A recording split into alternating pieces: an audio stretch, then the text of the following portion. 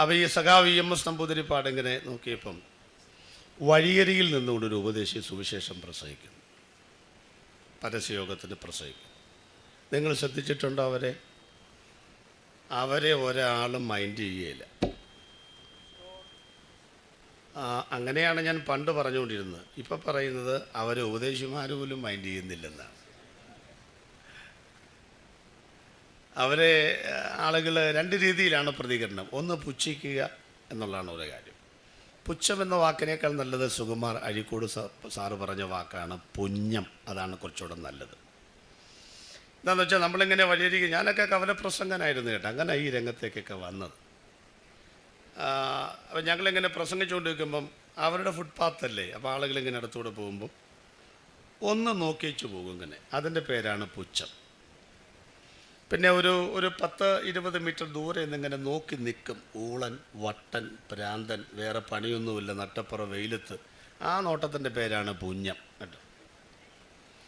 അപ്പോൾ ഇതിനിപ്പോൾ അവർ തന്നെയല്ല, നാട്ടുകാരൊക്കെ ഇപ്പം നമ്മുടെ ആളുകളും അതിനെയൊക്കെ പുച്ഛിച്ചുകൊണ്ടിരിക്കുകയാണല്ലോ. പക്ഷേ ഞാൻ ഈ മൈക്കിൽ കൂടെ കിട്ടാവുന്ന ശബ്ദത്തിൽ ഉറക്കെ പറയുന്നു എൻ്റെ പ്രതികരണം. ഇവിടുത്തെ ലോകമറിയപ്പെടുന്ന കൃപാവരപ്രാപ്തന്മാരോ അല്ലാത്ത പ്രശസ്തരായ ഏത് പാസ്റ്റർമാരെക്കാൾ ഒരു പടി മുമ്പിലാണ് കവലയിൽ പ്രസംഗിക്കുന്ന ഉപദേശി. അതിനി ആരും പട്ടൊന്നും ചാർത്തി കൊടുക്കേണ്ട കാര്യമൊന്നുമില്ല. ഉറക്കെ തന്നെ പറയുകയാണ്, നിങ്ങൾ ആരൊക്കെ വിമർശിച്ചാലും കവലയിൽ പ്രസംഗിക്കുന്ന ഉപദേശിയുടെ അത്രയും വരികയില്ല ഇവിടുത്തെ ഒരു പ്രശസ്തരും. സ്തോത്രം. അപ്പോൾ അദ്ദേഹം ഇങ്ങനെ പ്രസംഗിച്ചുകൊണ്ടിരിക്കുമ്പോൾ സഖാവ് EMS നമ്പൂതിരിപ്പാടിനെ കണ്ടു. പുള്ളി നോക്കിയപ്പോൾ ആരും കേൾക്കുന്നില്ല, പക്ഷേ ഇങ്ങനെ കേട്ടുകൊണ്ടിരിക്കുകയാണ്.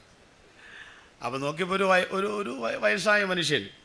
അങ്ങേരെ ആരാണെന്നും പുള്ളിക്കറിയത്തില്ല, നമുക്കറിയാം ഇല്ലേ? നമ്മളാണീ പറയും ചോരയെങ്കിൽ ചോര കൊടുത്ത വിപ്ലവത്തെ പാലൂട്ടി വളർത്തുവാൻ എണാങ്കണത്തിൻ്റെ വീതിയിലിറങ്ങി ചെമ്പടയുടെ സമർത്ഥനായ സാരഥി എന്നൊക്കെ നമ്മൾ പറയും. പുള്ളിക്കൊന്നും അറിയത്തില്ല, ഒരു മനുഷ്യൻ. അപ്പോൾ ഒരാളെ കിട്ടിയെന്നുള്ളത് എന്തോന്ന് പുള്ളി തകർത്ത് സുവിശേഷം പറഞ്ഞു. ഞങ്ങളൊക്കെ അങ്ങനെ ബസ്സിനകത്ത് ബസ് വന്ന് നിൽക്കുമ്പം അവരോട് പറയാൻ 5-6 വാക്കുണ്ട്. അവർ പോയി കഴിയുമ്പോൾ പിന്നെ കുത്തിയിരിക്കുന്നതോട് പറയാൻ ബാക്കി പറയും. അങ്ങനെ. അപ്പോൾ ഇതൊക്കെ അത് ശ്രദ്ധിച്ചു, തകർത്ത് പ്രസംഗിച്ചു. ജാഥയുടെ കുരുക്കഴിഞ്ഞു, ജാഥ മുന്നോട്ട് പോയി. അടുത്ത മാസത്തെ ചിന്ത എന്ന് പറയുന്ന വാരികയിൽ സഖാവ് EMS നമ്പൂതിരിപ്പാടിൻ്റെ വക സുന്ദരമായ, ഞങ്ങൾക്കൊക്കെ പ്രസംഗിക്കാൻ തങ്കൽവികളിൽ ആലേഖനം ചെയ്യപ്പെട്ട ചരിത്രത്തിൻ്റെ തങ്കത്താളുകൾ എഴുതി ചേർക്കപ്പെട്ട ഒരു വചനം പുറത്തു വന്നു, ഒരു വാചകം. ക്രിസ്തു എന്നത് സത്യമത്രേ സങ്കല്പമത്രേ എന്ന് തിട്ടമായി പറയുവാൻ എനിക്ക് ബുദ്ധിമുട്ടുണ്ട് അങ്ങേർക്ക്. പക്ഷെ ഒരു കാര്യം ഞാൻ സമ്മതിക്കുന്നു. എന്താണാവോ? ഞങ്ങൾക്കൊക്കെ ആവേശകരമായി സംസാരിക്കണമെങ്കിൽ കാൽനട പ്രചരണ ജാഥ കവലയിൽ അവസാനിക്കണം. പഞ്ചായത്ത് മെമ്പർ മുതൽ ഹാരാർപ്പണങ്ങൾ അധികമായി നടത്തണം.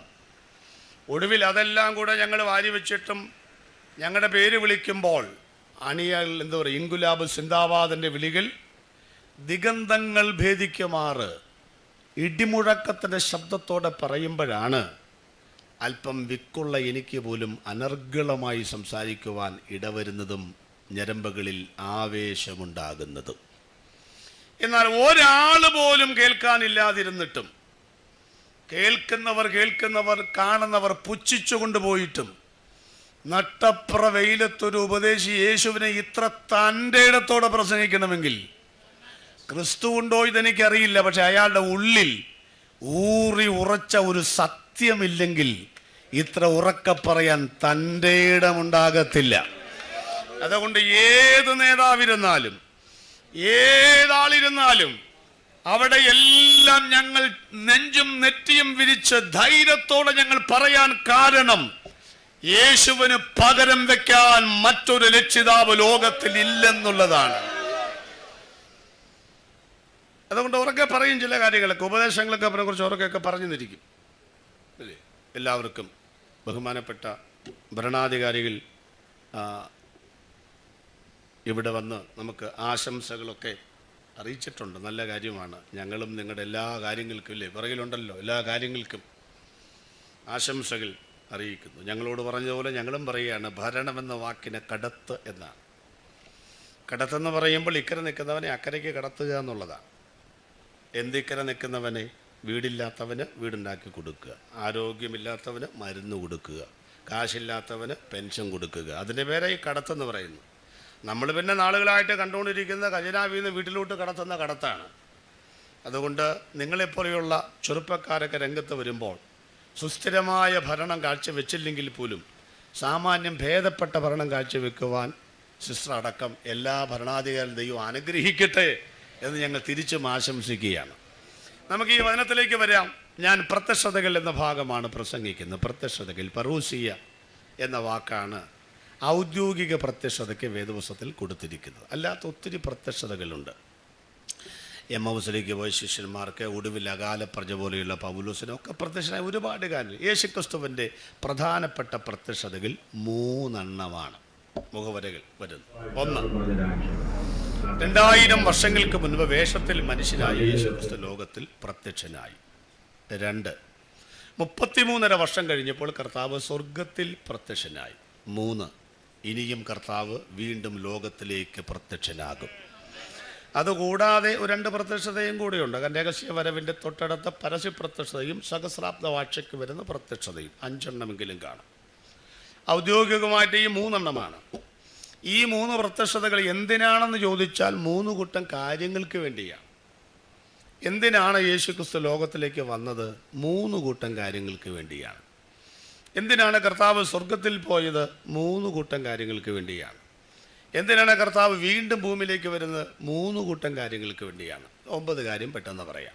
എന്തിനാണ് കർത്താവ് ലോകത്തിൽ വന്നത്? 3 കൂട്ടം കാര്യങ്ങൾ. 1, യേശുക്രിസ്തു ലോകത്തിലേക്ക് വരണമെന്ന് 300-ലേറെ പ്രവചനങ്ങളുണ്ടായിരുന്നു. ആ പ്രവചനങ്ങൾ നിവർത്തീകരിക്കുവാനാണ് യേശു ലോകത്തിലേക്ക് വന്നത്. 2, മനുഷ്യവർഗത്തിൻ്റെ പാപങ്ങൾ സമ്പൂർണമായി പരിഹരിക്കാനാണ് യേശു ലോകത്തിലേക്ക് വന്നത്. 3, പിശാചിൻ്റെ തലയെ തകർക്കുവാനാണ് യേശു ലോകത്തിലേക്ക് വന്നത്. അതിനാണ് എല്ലാവരും സ്വത്തം പറഞ്ഞത്. കാരണം പുള്ളിക്കാരനുമായിട്ടാണ് കൂടുതൽ ബന്ധമെന്ന് എനിക്ക് തോന്നുന്നു. ആട്ടെ, ഇനി 2ാമത്തെ പ്രത്യക്ഷത സ്വർഗത്തിലാണ്. അതെന്താ പറയാൻ കാര്യം? അങ്ങനെ ഒരു പ്രത്യക്ഷതയുണ്ടോ? ഉണ്ടല്ലോ. എബ്രായ ലേഖനം 9:24 വായിക്കേണ്ട. ക്രിസ്തു വാസ്തവമായതിൻ്റെ പ്രതിബിംബമായി കൈപ്പണിയായ വിശുദ്ധ മന്ദിരത്തിലേക്കല്ല, ഇപ്പോൾ നമുക്ക് വേണ്ടി, കണ്ടോ, നമുക്ക് വേണ്ടി സ്വർഗത്തിലേക്ക് അത്ര ദൈവസന്നിധിയിലാണ് പ്രത്യക്ഷനായത്. അപ്പോൾ കർത്താവ് സ്വർഗത്തിൽ പോയതുകൊണ്ട് നമുക്കെന്തോ കിട്ടുന്നു? 3 കാര്യങ്ങൾ. 1, വിശ്വസിക്കുന്നവർക്ക് അവന് പരിശുദ്ധാത്മാവിനെ നൽകുന്നു. 2, വിശ്വസിക്കുന്നവർക്ക് വേണ്ടി അവൻ മധ്യസ്ഥത ചെയ്തുകൊണ്ടിരിക്കുന്നു. 3, വിശ്വസിക്കുന്നവർക്ക് വേണ്ടി ഒരു വീട് പണിതുകൊണ്ടിരിക്കുന്നു. സ്വത്രം പറ. ഈ 2 നിലയുള്ള ഒരു സ്വത്രം പറയത്തില്ല. അതൊക്കെ ഞാൻ സമ്മതിച്ചു. പിന്നെ നിങ്ങൾ സ്റ്റേജിൽ നോക്കും. സ്റ്റേജിൽ നോക്കുമ്പോൾ ദാണ്ട് ഇഷ്ടംപോലെ ഭാഷമാർ പാടത്തെ വെള്ളക്കൊക്കെ ഇരിക്കുന്ന പോലെ എൻ്റെ പുറകെ ഇഷ്ടംപോലെ ഭാഷമാർ, ഞാനടക്കം വെള്ളയിട്ടിരിക്കുക. നിങ്ങൾ അവരെ നോക്കുന്നേ. അവർ മറ്റേം പറഞ്ഞത് നിങ്ങൾ നോക്കിയിരിക്കേണ്ട. അവർ ചിലപ്പോൾ ഒരു അക്ഷരം വേണ്ടിയെന്ന് വരികയില്ല. പിന്നെ സെൻട്രൽ പാഷന്മാരെ കായിക ചിലപ്പോൾ ഒട്ടും പറയത്തില്ല. അവരൊക്കെ ഈ 2 പാഷന്മാരൊന്നും അങ്ങനെയല്ലെന്നാണ് എൻ്റെ വിചാരം. സ്തോത്രം. ഞാൻ ഖത്തറിൽ ചെന്നപ്പോൾ ഒരു അധ്യക്ഷൻ ബഹുമാനപ്പെട്ട പാസ്സായിരുന്നു. അപ്പം നിങ്ങൾ നോക്കുന്നു, ഇവർ സ്തോത്രം പറയുന്നില്ലല്ലോ, അപ്പോൾ പിന്നെ ഞങ്ങളും. അതുകൊണ്ട് ദൈവത്തെ ഓർത്ത് എന്നെ പറഞ്ഞിരിക്കുന്ന ദൈവദാസന്മാരെ സ്തോത്രം പറഞ്ഞ് എനിക്കൊരു പ്രോത്സാഹനം തരണം. ഇല്ലേലും ഞാൻ പ്രസംഗിക്കും, എന്നാലും അങ്ങ് പറയുക സ്തോത്രം. അപ്പോൾ അവിടെ ഒരു വീട് ഒരുക്കിക്കൊണ്ടിരിക്കുകയാണ്. 3ാമത് യേശു ലോകത്തിലേക്ക് വരും 3 കാര്യങ്ങൾക്ക് വേണ്ടി. 300 പ്രവചനം 1ാമത്തെ വരവിന്, 625 പ്രവചനം 2ാമത്തെ വരവിന്. അത് നിവർത്തിക്കാനാണ് വരുന്നത്. 2, രക്ഷിക്കപ്പെട്ട ദൈവമക്കളുടെ ശരീരത്തിൻ്റെ വീണ്ടെടുപ്പ് നടക്കും. 3, ഈ ലോകത്തിൻ്റെ ഭരണം. സിസ്റ്റർ വിഷമിക്കേണ്ട, കുറച്ച് നാളുകളൊക്കെ അവിടെ ഉണ്ടാവുള്ളൂ. പക്ഷേ ആത്യന്തികമായി ഞങ്ങളുടെ യേശു ഭരിക്കും. ഒറ്റ പ്രതിപക്ഷം പോലുമില്ലാതെ 5 കൊല്ലമല്ല, 1000 വർഷം ഭരിക്കുവാൻ വരുന്ന ഏക ചക്രാധിപതിയും ദൈവാദി ദൈവവും രാജാതി രാജാവുമായ യേശുവിന്റെ പ്രത്യക്ഷതയ്ക്ക് വേണ്ടിയാണ് ഞങ്ങൾ കാത്തിരിക്കുന്നത്. ഇതിൽ ഞാൻ അവതരിപ്പിക്കുന്ന 1ാമത്തെ പ്രത്യക്ഷതയാണ്. അത് തന്നെ സമയം കിട്ടുമെന്ന് അറിയത്തില്ല. എനിക്ക് 7:30 സമയം തരും, 9 മണിക്ക് നിർത്തണം. 1.5 മണിക്കൂർ കൂടി വന്നൊരു 15 മിനിറ്റ് എടുത്തോളാൻ പറഞ്ഞാണ് എന്നെ വിട്ടത്. ഇവിടെ വന്നപ്പോൾ 7:45 കഴിഞ്ഞ് 8 മണി ആകാറായി. അതിൻ്റെ ഒരു വിഷമം മുനിസിപ്പാലിറ്റിക്കൊക്കെ ഉണ്ട്. വിഷമിക്കണ്ട, എൻ്റെ കയ്യിൽ നിന്ന് പോയത് ഞാനങ്ങ് എടുത്തോളാം. അപ്പം ആ പ്രശ്നം തീർന്നില്ലേ? നിങ്ങൾ എന്തിനാ വിഷമിക്കണേ? ഇല്ലേ പാസ്റ്റേ? പിന്നല്ല അല്ല, എൻ്റെ പാസ്റ്റ് അതിന് സർവ പിന്തുണയാ. എന്നോട് പറഞ്ഞ 1.5 മണിക്കൂറിൽ കുറച്ച് പ്രസംഗിച്ചാൽ എന്ന് പറഞ്ഞാൽ വിട്ടിരിക്കുന്നത്. സ്വോത്രം. ഞാനിപ്പോൾ അങ്ങനെ, കാരണം നമ്മൾ ഈ പറയുന്നിടത്തൊന്നും സംഗതി വഞ്ചി കിട്ടുന്നില്ല. നമ്മൾ ഒരു തെറ്റായ വാക്കും പറയും. സമയം മുന്നോട്ട് പോയി. എവിടെ മുന്നോട്ട് പോയി? എൻ്റെ അറിവിൽ ഇന്ന് വരെ വാച്ച് മുന്നോട്ട് ഓടിയിട്ടില്ല, കൃത്യമായിട്ടേ ഓടത്തുള്ളൂ. ആര് പിറകോട്ട് പോയി? നമ്മൾ. ആ കുറ്റം പോലും ഇതുവരെ സമ്മതിച്ചിട്ടില്ല. സമയം ചുമ്മാ ഇരിക്കുന്ന വാച്ചിനാ കുഴപ്പം, നമ്മൾ പുറകോട്ട് പോയി എന്ന് പറഞ്ഞ് പഠിക്കാദ്യം. സ്വോത്രം. ചിലപ്പോൾ അറിയാതെ ഞാനും പറഞ്ഞു, കാരണം പറഞ്ഞ് അതാ ശീലം, അതാ കുഴപ്പം. അപ്പൊ യേശു ഒന്നാമത് ലോകത്തിൽ വന്നുകൊണ്ട് എന്തോ കിട്ടി? 3 കാര്യങ്ങൾ.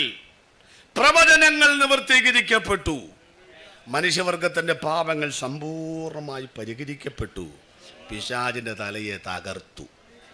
വേറെ കാര്യങ്ങളൊന്നുമില്ലേ ഭാഷ? ഒന്നുമില്ല. അപ്പൊ രോഗികളെ വിടുവിക്കാൻ അതൊക്കെ പുറകെ നടന്ന കാര്യമാണെന്ന്. ബദ്ധന്മാർക്ക് വിടുതൽ, കുരുടന്മാർക്ക് കാഴ്ച, കർത്താവിൻ്റെ പ്രസാദ വർഷം പ്രസംഗിപ്പിന് വന്നിരിക്കുന്നു എന്ന് പറഞ്ഞുകൊണ്ടാണ് ഇപ്പോഴത്തെ സുവിശേഷ പ്രസംഗമല്ല. മരിച്ചവർ ഉയർക്കുന്നു, മുടന്തിന് നടക്കുന്നൊക്കെ പറഞ്ഞാണ്.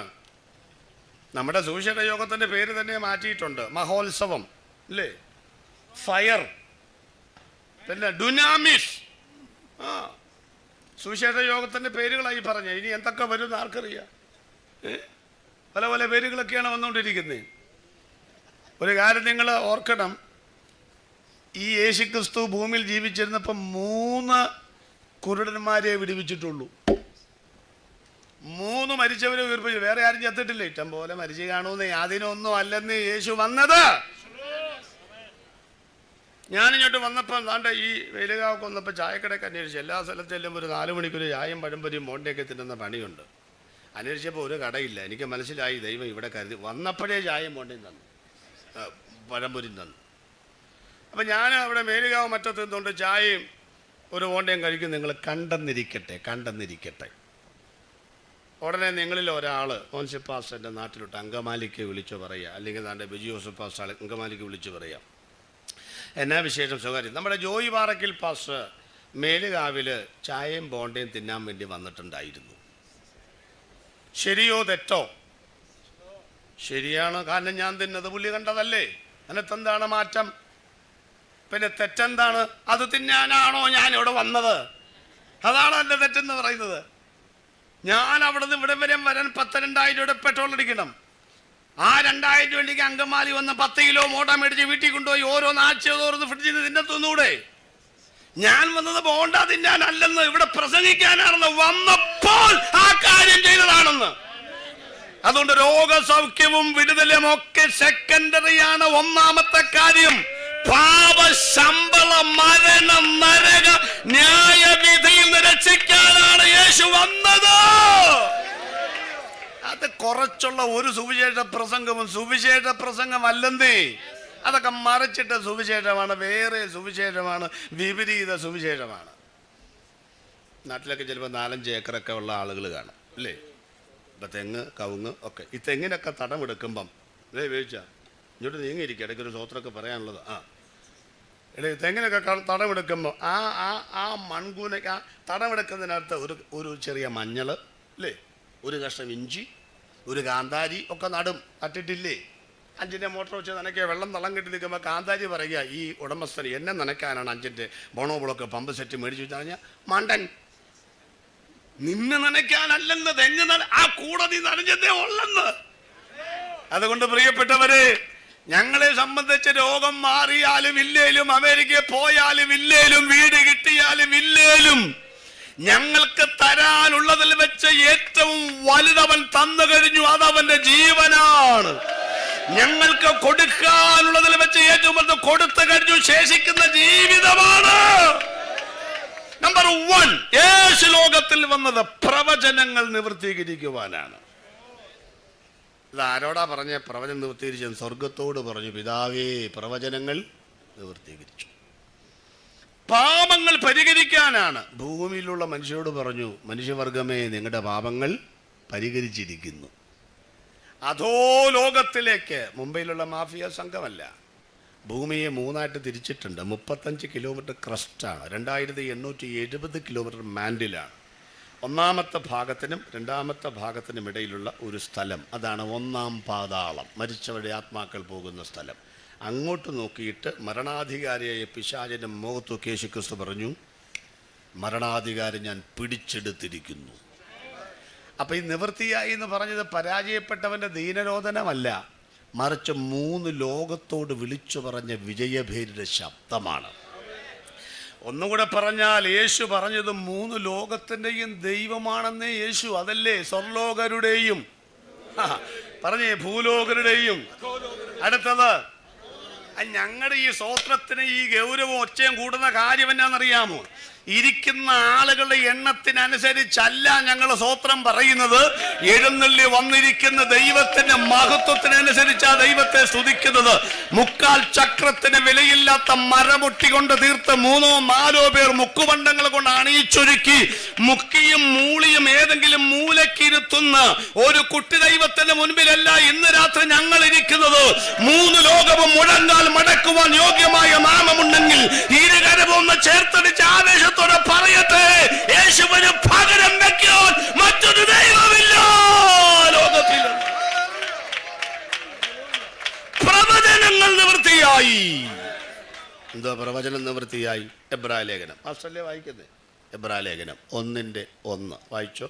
പാസ്റ്റർ വായിക്കുന്നുണ്ടെങ്കിലും നിങ്ങളിവിടെ നോക്കിക്കോ, കാരണം തെറ്റ് കണ്ടുപിടിക്കുക എന്നുള്ളത് നമ്മുടെ പ്രധാനപ്പെട്ട. ദൈവം പണ്ട് ഭാഗമായിട്ടും വിവിധമായിട്ടും പ്രവാചകന്മാർ മുഖാന്തരം പിതാക്കന്മാരോട് അരുളി ചെയ്തിട്ട് ഈ അന്ത്യകാലത്ത് പുത്രൻ മുഖാന്തരം നമ്മോട് അരുളി ചെയ്തിരിക്കുന്നു. ദൈവത്തിന് സ്തോത്രം. ഇതെന്റെ ശബ്ദം തന്നെയാ കേട്ടോ, മയക്കിന്റെ കുഴപ്പമല്ല, നല്ല ഒന്നാമതൊരു ശബ്ദം. ദൈവം പണ്ട് ഭാഗം, ആ വാക്കൊക്കെ നമ്മൾ കേട്ടത് ഭാഗോടുമ്പടി ചെയ്യുമ്പോഴാ, പിന്നെ ഇപ്പോഴാ കേൾക്കുന്നത്. ദൈവം പണ്ട് പിന്നെ വിവിധമായി എന്നൊക്കെ പറഞ്ഞതിൻ്റെ അർത്ഥം എന്നാണെന്നറിയാം. ഒന്ന് വ്യാഖ്യാനിച്ചോട്ടെ, ഒന്ന് നിൽക്കണേ. ദൈവം പണ്ടെന്ന് പറഞ്ഞാൽ എന്തുവാ? പഴയ നിയമത്തിൽ.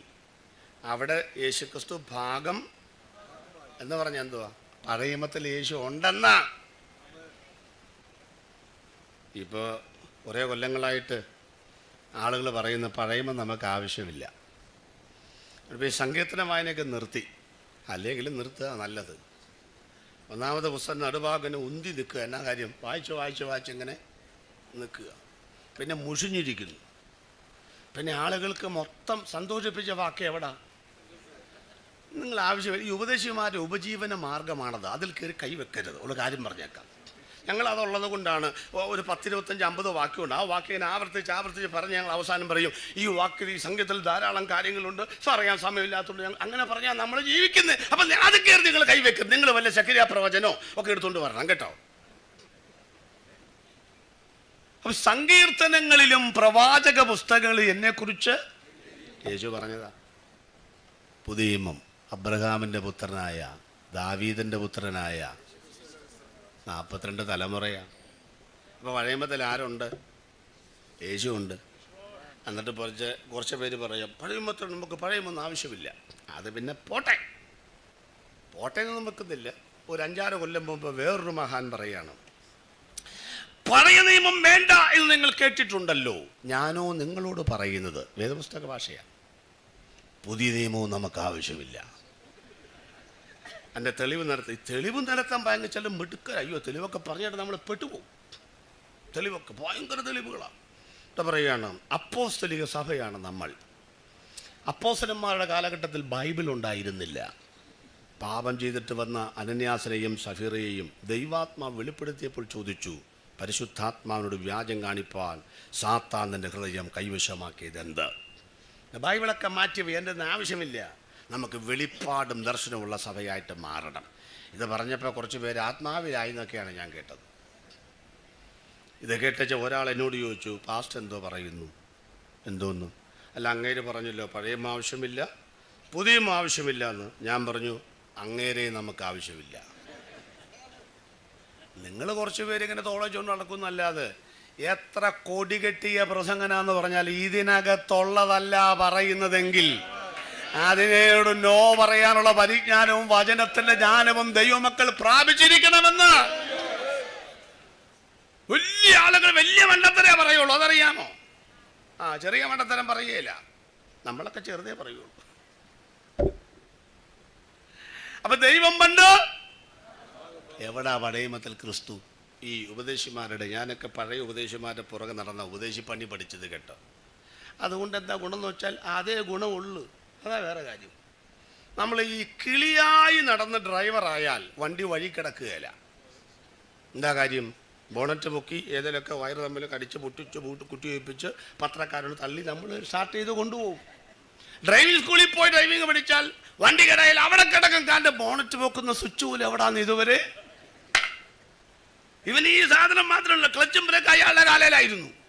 അതുകൊണ്ട് ഞാൻ പറയുന്നത്, എന്തെല്ലാം ഡിഗ്രി ഉണ്ടെന്ന് പറഞ്ഞാലും BTHും BD ഒക്കെ ഉണ്ടെന്ന് പറഞ്ഞാലും തീപ്പെട്ടി ഉണ്ടാക്കണമെങ്കിൽ ബീഡി ഉണ്ടായാൽ മാത്രം മതിയോ?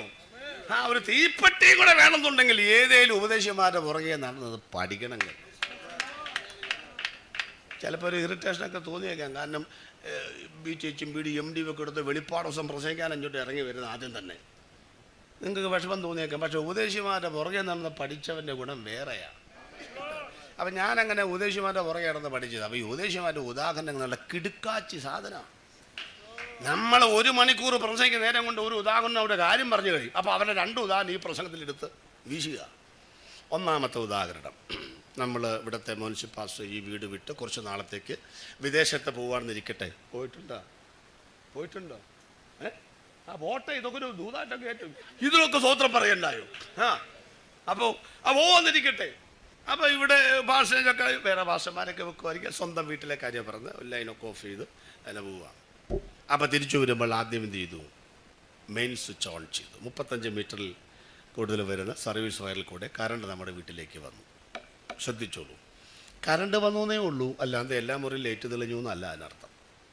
ബെഡ്റൂമിൽ, കിച്ചണിൽ, ടോയ്ലറ്റിൽ, വിസിറ്റിംഗ് റൂമിൽ, ഡൈനിങ് ഹാളിലൊക്കെ അതാത് സ്ഥലത്ത് ബൾബ് തെളിയണമെങ്കിൽ അതാത് സ്ഥലത്തുള്ള സ്വിച്ച് അമർത്തണം. അല്ലാണ്ട് ഒറ്റ സ്വിച്ചാൽ എല്ലാം കൂടെ കത്തുന്ന കൺവെൻഷനാണ്. ഉണ്ടോ? ഇതിപ്പോൾ ഇങ്ങോട്ട് അത് പറഞ്ഞ് ഓഫ് ചെയ്യാൻ പറഞ്ഞാൽ അവർ പറയും, സാറേ അത് ഓഫ് ചെയ്ത് എല്ലാം കൂടെ കിട്ടുമെന്ന് പറയും. അതാ കൺവെൻഷനാണ്, അതിൻ്റെ രീതിയാണ്. വീട്ടിലങ്ങനെയാണോ?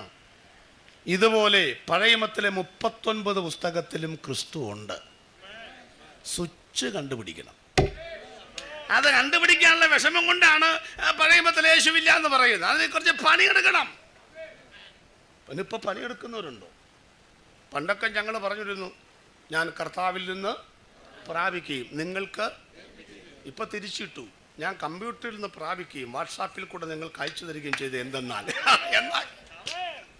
ഈ പ്രശ്നം കുത്തിയിരിക്കുക.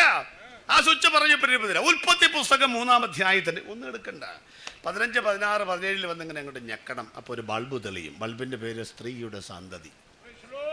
എന്നാ നല്ല ബൾബാ അല്ലേ? പുറപ്പാട് പുസ്തകം 12-ാമത്തെ 4-ാമത്തെ വാക്യത്തിൽ ഞെക്കുമ്പം ഒരു ഹാലജനും ബൾബ് തെളിയും. പെസഹ കുഞ്ഞാട്. സംഖ്യാപുസ്തകത്തിൽ അടിക്കപ്പെട്ട പാറ. ലേവ്യ പുസ്തകത്തിൽ കൺവെൻഷൻ്റെ വിളക്ക് പോലെ 7 യാഗങ്ങളാണ്. 5 ഉള്ളൂ. ചുവന്ന പശുക്കിടാവിൻ്റെ യാഗവും കരപൂരണ യാഗമടക്കം 7 യാഗങ്ങളുടെ പൊരുളാണ്. ആവർത്തന പുസ്തകത്തിൽ വരുവാനുള്ള പ്രവാചകൻ. യോശുവയുടെ പുസ്തകത്തിൽ സർവ്വസൈന്യാധിപൻ. ന്യായാധിപന്മാരുടെ പുസ്തകത്തിൽ 18 എന്ന് പറഞ്ഞാൽ ശമൂവേലും ഏലിയും യോവേലും അബിയാവും അടക്കം ചേർത്താൽ 18. ന്യായാധിപന്മാർക്ക് മീതെ ന്യായപാലനം ചെയ്യുന്ന ന്യായകർത്താവ്. 1-2 ശമൂവേലിൽ പ്രവാചക വരേണ്യൻ. 1-2 രാജാക്കന്മാരിൽ 41 രാജാക്കന്മാർക്ക് മീതെ രാജ്യം ഭരിക്കുന്ന രാജാതി രാജാവ്. 1-2 ദിനവൃത്താന്തങ്ങളിൽ കർത്താതി കർത്താവ്.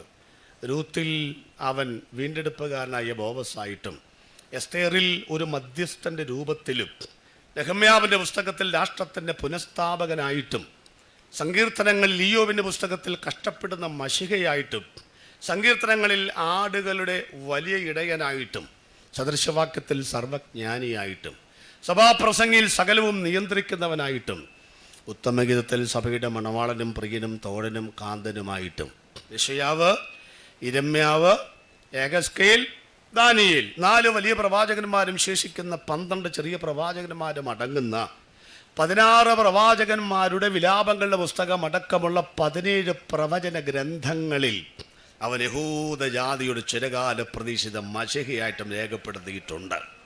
മത്തായിൽ രാജാവ്, മർക്കോസിൽ ദാസൻ, ലൂക്കോസിൽ മനുഷ്യപുത്രൻ, യോഹന്നാനിൽ ദൈവത്തിന്റെ പുത്രൻ, പ്രവർത്തന പുസ്തകത്തിൽ ചരിത്രത്തിന്റെ നെടുന്തൂണ്, ലേഖനങ്ങൾ സഭയുടെ ഭാവി പ്രത്യാശ.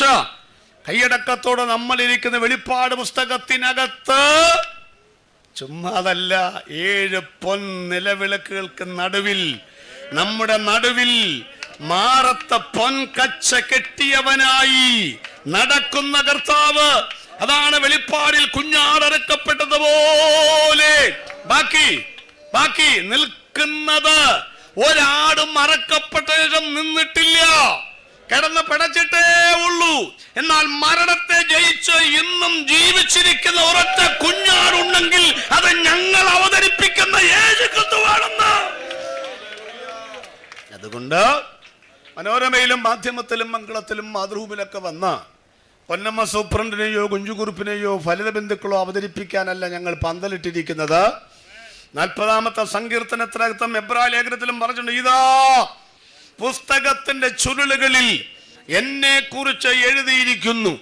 എഴുതപ്പെട്ടത് കൊണ്ട് ലോകത്തിൽ വന്നൊരു ചരിത്ര പുരുഷൻ ഉണ്ടെങ്കിൽ, മാനവലോകം കാത്തിരുന്ന ഒരു രക്ഷിതാവ് ഉണ്ടെങ്കിൽ, ആ രക്ഷിതാവിന്റെ വരവിനെ കുറിച്ച് പറഞ്ഞ സർവ്വജനത്തിനും ഉണ്ടാകുവാനുള്ള ജാതി മത വർഗ വർണ്ണ കുലീന കുലഹീന ആര്യ ചണ്ടാല ശക ദാസ ബർബരാദി വൈകൃതങ്ങൾ ഭേദമന്യേ ലക്ഷപ്രഭുവിനും ലക്ഷം വീട്ടിൽ താമസിക്കുന്നവനും കോടീശ്വരനും ഒരു ഓണക്കോടി വാങ്ങുവാൻ പണമില്ലാത്തവനും കറുത്തവനും വെളുത്തവനും, അർത്ഥാൽ ആഫ്രിക്കക്കാരനും അമേരിക്കക്കാരനും, മുതലാളിക്കും തൊഴിലാളിക്കും അടിമയ്ക്കും ഉടമയ്ക്കും സ്ഥലകുല വ്യത്യാസമില്ലാതെ ലോകത്തിൽ ഒരു ദൈവമുണ്ടെങ്കിൽ ഞങ്ങൾ ഉയർത്തുന്ന ആ യേശുക്രിസ്തുവാണെന്ന് ഞാൻ പറയുമ്പോൾ ആവേശത്തോടെ പ്രതികരിക്കുന്നവർക്കായി ഇന്ന് രാത്രി ഞങ്ങൾ ദൈവത്തെ സ്തുതിക്കുകയാണ്.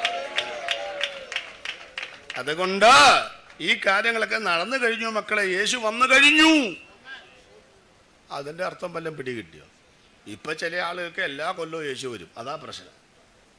ഡിസംബർ മാസത്തിൽ യേശു വരും. യേശു വരുന്നു നമ്മുടെ വീട്ടിൽ വന്ന് പറയുകയും ചെയ്യും, ദാവീദിന്റെ പട്ടണത്തിൽ യേശു നിങ്ങൾക്കായി ജനിച്ചിരിക്കുന്നു, ഡും ഡും ഡും.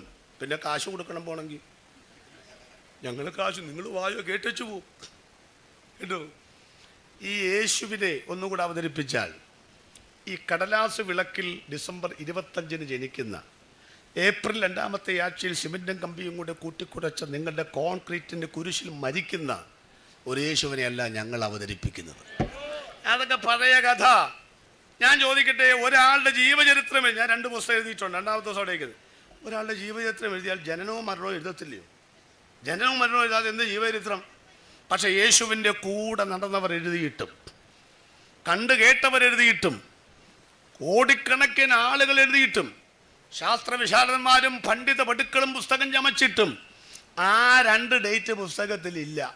ഏത്? ജനിച്ച ഡേറ്റുമില്ല, മരിച്ച തീയതിയുമില്ല. എന്തുകൊണ്ട്? ഇത് ആഘോഷിക്കപ്പെടുന്നതിനേക്കാൾ അനുഭവിക്കേണ്ട ഒന്നാണ് ക്രിസ്തുവിന്റെ ജനനവും മരണവും. അതുകൊണ്ട് കാലത്തിലും വർഷത്തിലും ഒരിക്കൽ നിങ്ങൾ അനുഭവിക്കുമ്പോൾ എല്ലാ ദിവസവും അത് അനുഭവിക്കുന്നവർക്കായി ഞാൻ ദൈവത്തിന് സ്തോത്രം ചെയ്യുന്നു. അതുകൊണ്ട് സ്നേഹിത, ആന്റെ മകരമാസത്തെ മാമരം കോച്ച് തണുപ്പിൽ യേശുക്രിസ്തുവിനെ മുറ്റത്തൊരു പുൽക്കൂട്ടിൽ കിടത്തിയേക്കുക. വസ്ത്രം പോലും വളരെ കുറവാണ്. ഉണ്ണിയേശുവാണ് ഒന്നാമത്. യേശു ഇതുവരെ LKG പോലും പോയിട്ടില്ല. യേശു എപ്പോഴും ഉണ്ണിയേശുവാണ്. അല്ലെന്ന്, യേശു വളർന്നെന്ന്, വലുതായെന്ന്. അതുകൊണ്ട് യേശുവിനെ മുറ്റത്ത് കിടത്തുന്നവരെ, നിങ്ങൾ എന്നിട്ട് എവിടാ കിടക്കുന്നേ? വീട്ടിനകത്ത് AC റൂമിനകത്ത് കമ്പിളിപ്പുതപ്പ് പുതച്ച് ഇന്ന് രാത്രി സ്നേഹത്തോടെ പറയുകയാണ്, 4 മുറിയും നടുമുറ്റവും AC-യും തന്ന ദൈവത്തെ ഇനിയെങ്കിലും മുറ്റത്ത് കിടത്താതെ നിന്റെ വീട്ടിനകത്തോട്ടൊന്ന് കേട്ട്, ഹൃദയത്തിനകത്തോട്ടൊന്ന് കേട്ട്, ഈ രാത്രി യേശു അകത്ത് വാഴുന്നവർ, ഇതിനകത്ത് ജനിച്ചവരുണ്ടെങ്കിൽ അവരെ ഓർത്ത് ഞങ്ങൾ ദൈവത്തിന് സ്തോത്രം ചെയ്യുകയാണ്.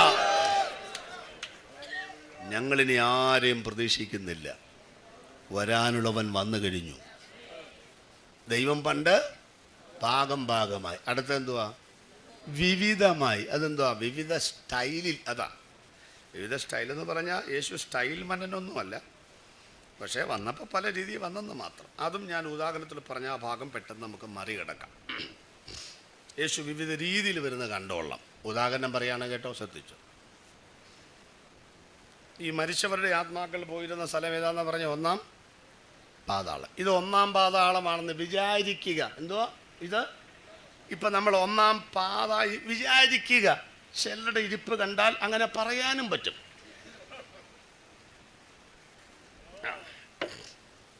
ഇങ്ങനെ നമ്മളിങ്ങനെ ഇരിക്കുമ്പം പെട്ടെന്നൊരു കുലുക്കം, എന്തോ പൊട്ടിത്തകരുന്ന പോലെ പാതാളത്തിൻ്റെ പൂട്ടുകൾ തുറന്നുപോയി. നടുക്ക ഒരുവൻ പ്രത്യക്ഷപ്പെട്ടു. തേജസ് വാരി ചുറ്റിയതുപോലെ ആഴത്തിൻ്റെ ആഴങ്ങൾ തോറ്റുപോകുന്ന മിഴിച്ചപ്പുകളും തോളറ്റം കിടക്കുന്ന ചുരുണ്ട മുടിയും നീണ്ടു നിവർന്ന നാസികയും എന്നോ ഭംഗിയ. യേശു നടുക്ക് പ്രത്യക്ഷപ്പെട്ടപ്പം സകല ആളുകളും ചാടി എഴുന്നേറ്റു. എഴുന്നേൽക്കുകയല്ലേ? എഴുന്നേക്കും. ആരാ എഴുന്നേക്കാൻ ബുദ്ധിമുട്ടുള്ളത്? ഒന്നാമത്തെ മനുഷ്യൻ ആദാം. അദ്ദേഹമാണ് അവിടുത്തെ ചെയർപേഴ്സൺ, നമ്മുടെ അധ്യക്ഷരിക്കുന്ന പോലെ. അപ്പോൾ അദ്ദേഹത്തിന് എഴുന്നേക്കാൻ ഒരു ബുദ്ധിമുട്ടുണ്ടാകും. കാരണം എന്ന് വെച്ചാൽ ഞാൻ ഒന്നാമത്തെ ആളാണ്. ഇവിടെ ആര് വന്ന് എനിക്കെന്താണ്? എനിക്ക് ശേഷമല്ലേ ആളുകളുണ്ടായിട്ടുള്ളൂ. വൈസ് പ്രസിഡൻ്റ് ആരായിരിക്കും? വിശ്വാസിലെ പിതാവായ അവർ രണ്ടുപേരും അങ്ങനെ കാര്യമായിട്ട് എഴുന്നേക്കാൻ അനുമാനമാണ്, ഭാവന, ഇമാജിൻ ചെയ്ത കാര്യമാണ്. പുസ്തകത്തിലൊന്നുമില്ല കേട്ടോ. അപ്പോൾ എല്ലാവരും കൂടി എഴുന്നേറ്റ് ഇങ്ങനെ വിറങ്ങലിച്ച് നിൽക്കുമ്പം യേശു പതിയെ ആദാമിൻ്റെ അടുത്തോട്ട് ചെല്ലുന്ന രംഗം ഞാൻ ഭാവന കാണുകയാണ്. നിങ്ങൾക്കും ഭാവന കാണാം കേട്ടോ. യേശു അടുത്തോട്ട് ചെല്ലും തോറും ആദാമിന് ഇരിപ്പ് ഉറക്കുന്നില്ല. എന്നാലും പുള്ളി കസേരന്ന് പിടിവിട്ടിട്ടില്ല. എനിക്ക് ഈ മലയാളിയുമായിട്ട് ഒത്തിരി ബന്ധമുണ്ട് പുള്ളിക്ക്. എന്നെ കസേരയെന്ന് വിടുകയില്ല. അപ്പോൾ അടുത്തോട്ട് ചെന്ന് ഇപ്പോൾ അറിയാതെ എഴുന്നേറ്റു. രണ്ട് യുഗപ്രഭാവ പുരുഷന്മാരുടെ അപൂർവ സംഗമ വേദിക്ക് നമ്മൾ സാക്ഷിയാകുകയാണ്. മൗനം ഭഞ്ജിച്ചുകൊണ്ട് യേശു ചോദിച്ചു, അറിയാമോ?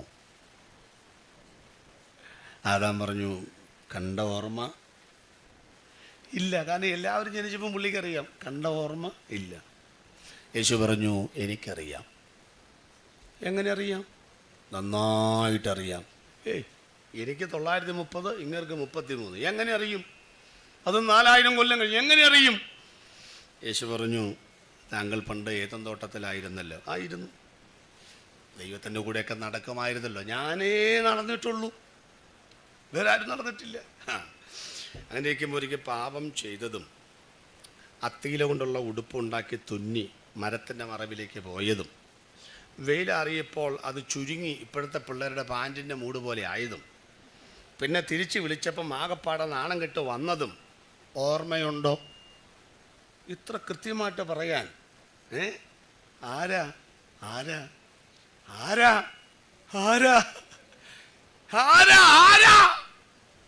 അതെ, ഈ താങ്കളുടെ ആ അത്തിയിലുള്ള ഉടുപ്പ് അങ്ങോട്ട് മാറ്റി ഒരു തോല് കൊണ്ട് ഉടുപ്പുണ്ടാക്കി. ശരിയാന്നോ? ഒന്ന് ഭാവന കണ്ടു നോക്ക്.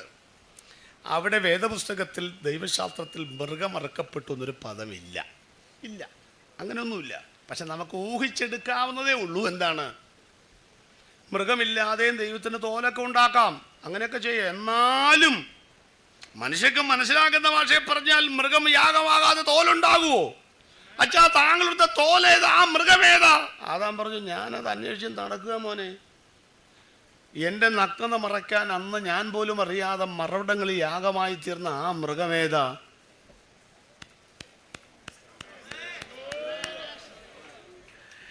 ഞെട്ടിത്തരിച്ചു നിൽക്കുമ്പോൾ വെട്ടിത്തിരിഞ്ഞ് അവിടെ സ്തംഭിച്ച് നിൽക്കട്ടെ. അടുത്ത വൈസ് പ്രസിഡന്റ് അടുത്തോട്ട് ഒരു 50 വാര വന്നപ്പോഴേ അബ്രഹാം പറഞ്ഞു, മനസ്സിലായി മനസ്സിലായി മനസ്സിലായി. എന്ത് മനസ്സിലായി? അന്ന് മോറിയ മലയിൽ ഞാൻ കത്തിയെടുക്കുന്ന സമയത്ത് അബ്രഹാമേ അബ്രഹാമേ ബാലന്റെ മേൽ കൈവെക്കരുന്ന് പറഞ്ഞ് ഞാൻ തിരിഞ്ഞു നോക്കിയപ്പോൾ കൊമ്പ് കാട്ടിൽ കുരുങ്ങി കിടന്ന ആ കോലാട്ട് കൊച്ചനല്ലേ ഈ നിൽക്കുന്നത്? 100 മാർക്ക്. യെശയ്യാവിൻ്റെയും ന്യായാധിപന്മാരുടെയും ഒക്കെ അടുക്കൽ ചെന്ന് ഓരോന്നിങ്ങനെ പറഞ്ഞു വന്നപ്പോ ചാടി യോഹന്നാൻ വന്നിട്ട് പറഞ്ഞു, ഞാൻ പറഞ്ഞില്ലേ ഒരു പുള്ളിയെ കണ്ടെച്ചാ വന്നേന്ന്? ഇതാ ലോകത്തിന്റെ പാപത്തെ ചുമക്കുന്ന ദൈവത്തിന്റെ കുഞ്ഞാട്. പിന്നെ 3 ദിവസം അവിടെ എന്തായിരുന്നു നമ്മൾ ചിന്തിച്ചാൽ മതി. വിടുതൽ മഹോത്സവത്തിന്റെ പൂരമായിരുന്നു. സ്തോത്രം സ്തോത്രം. ഉൽപ്പത്തി പുസ്തകത്തിൽ മറവിടങ്ങളിൽ ആ യാഗമായി തീർന്ന കുഞ്ഞാടായിട്ടും ഉയർന്നു പോകുന്ന പെട്ടകമായിട്ടും മോറിയാമലയിലെ കുഞ്ഞാടായിട്ടും അവൻ വെളിപ്പെട്ടെങ്കിൽ 2000 വർഷം മുൻപ് പെസഹ കുഞ്ഞാടായി യാഗമായി തീർന്ന ശേഷം ഇന്നവൻ അങ്ങനെ സാദൃശ്യങ്ങൾ കൂടെ വെളിപ്പെടുന്നില്ല. ഇന്ന് വെളിപ്പെടുന്ന വചനത്തിൽ കൂടെയാണ്, ഇന്ന് വെളിപ്പെടുന്ന സുവിശേഷ പ്രസംഗത്തിൽ കൂടെയാണ്. അതുകൊണ്ട് മേലുകാവ് മറ്റും ദേശനിവാസികളെ, യേശുവിനെ അവതരിപ്പിക്കുവാൻ വേറെ മാർഗമില്ല. സുവിശേഷമല്ലാതെ മറ്റൊരു മാധ്യമം ദൈവം അനുവദിച്ചിട്ടില്ല. ഇത് തിരിച്ചറിയണം. ദൈവം പണ്ട് ഭാഗമായും വിവിധമായിട്ടും. അതുകൊണ്ട് സ്വർഗത്തിലേക്ക് നോക്കി യേശു പറഞ്ഞു, പ്രവചനങ്ങൾ നിവർത്തിയായി. കരങ്ങൾ ഉയർത്തൊരു സ്തോത്രം പറഞ്ഞാട്ട്.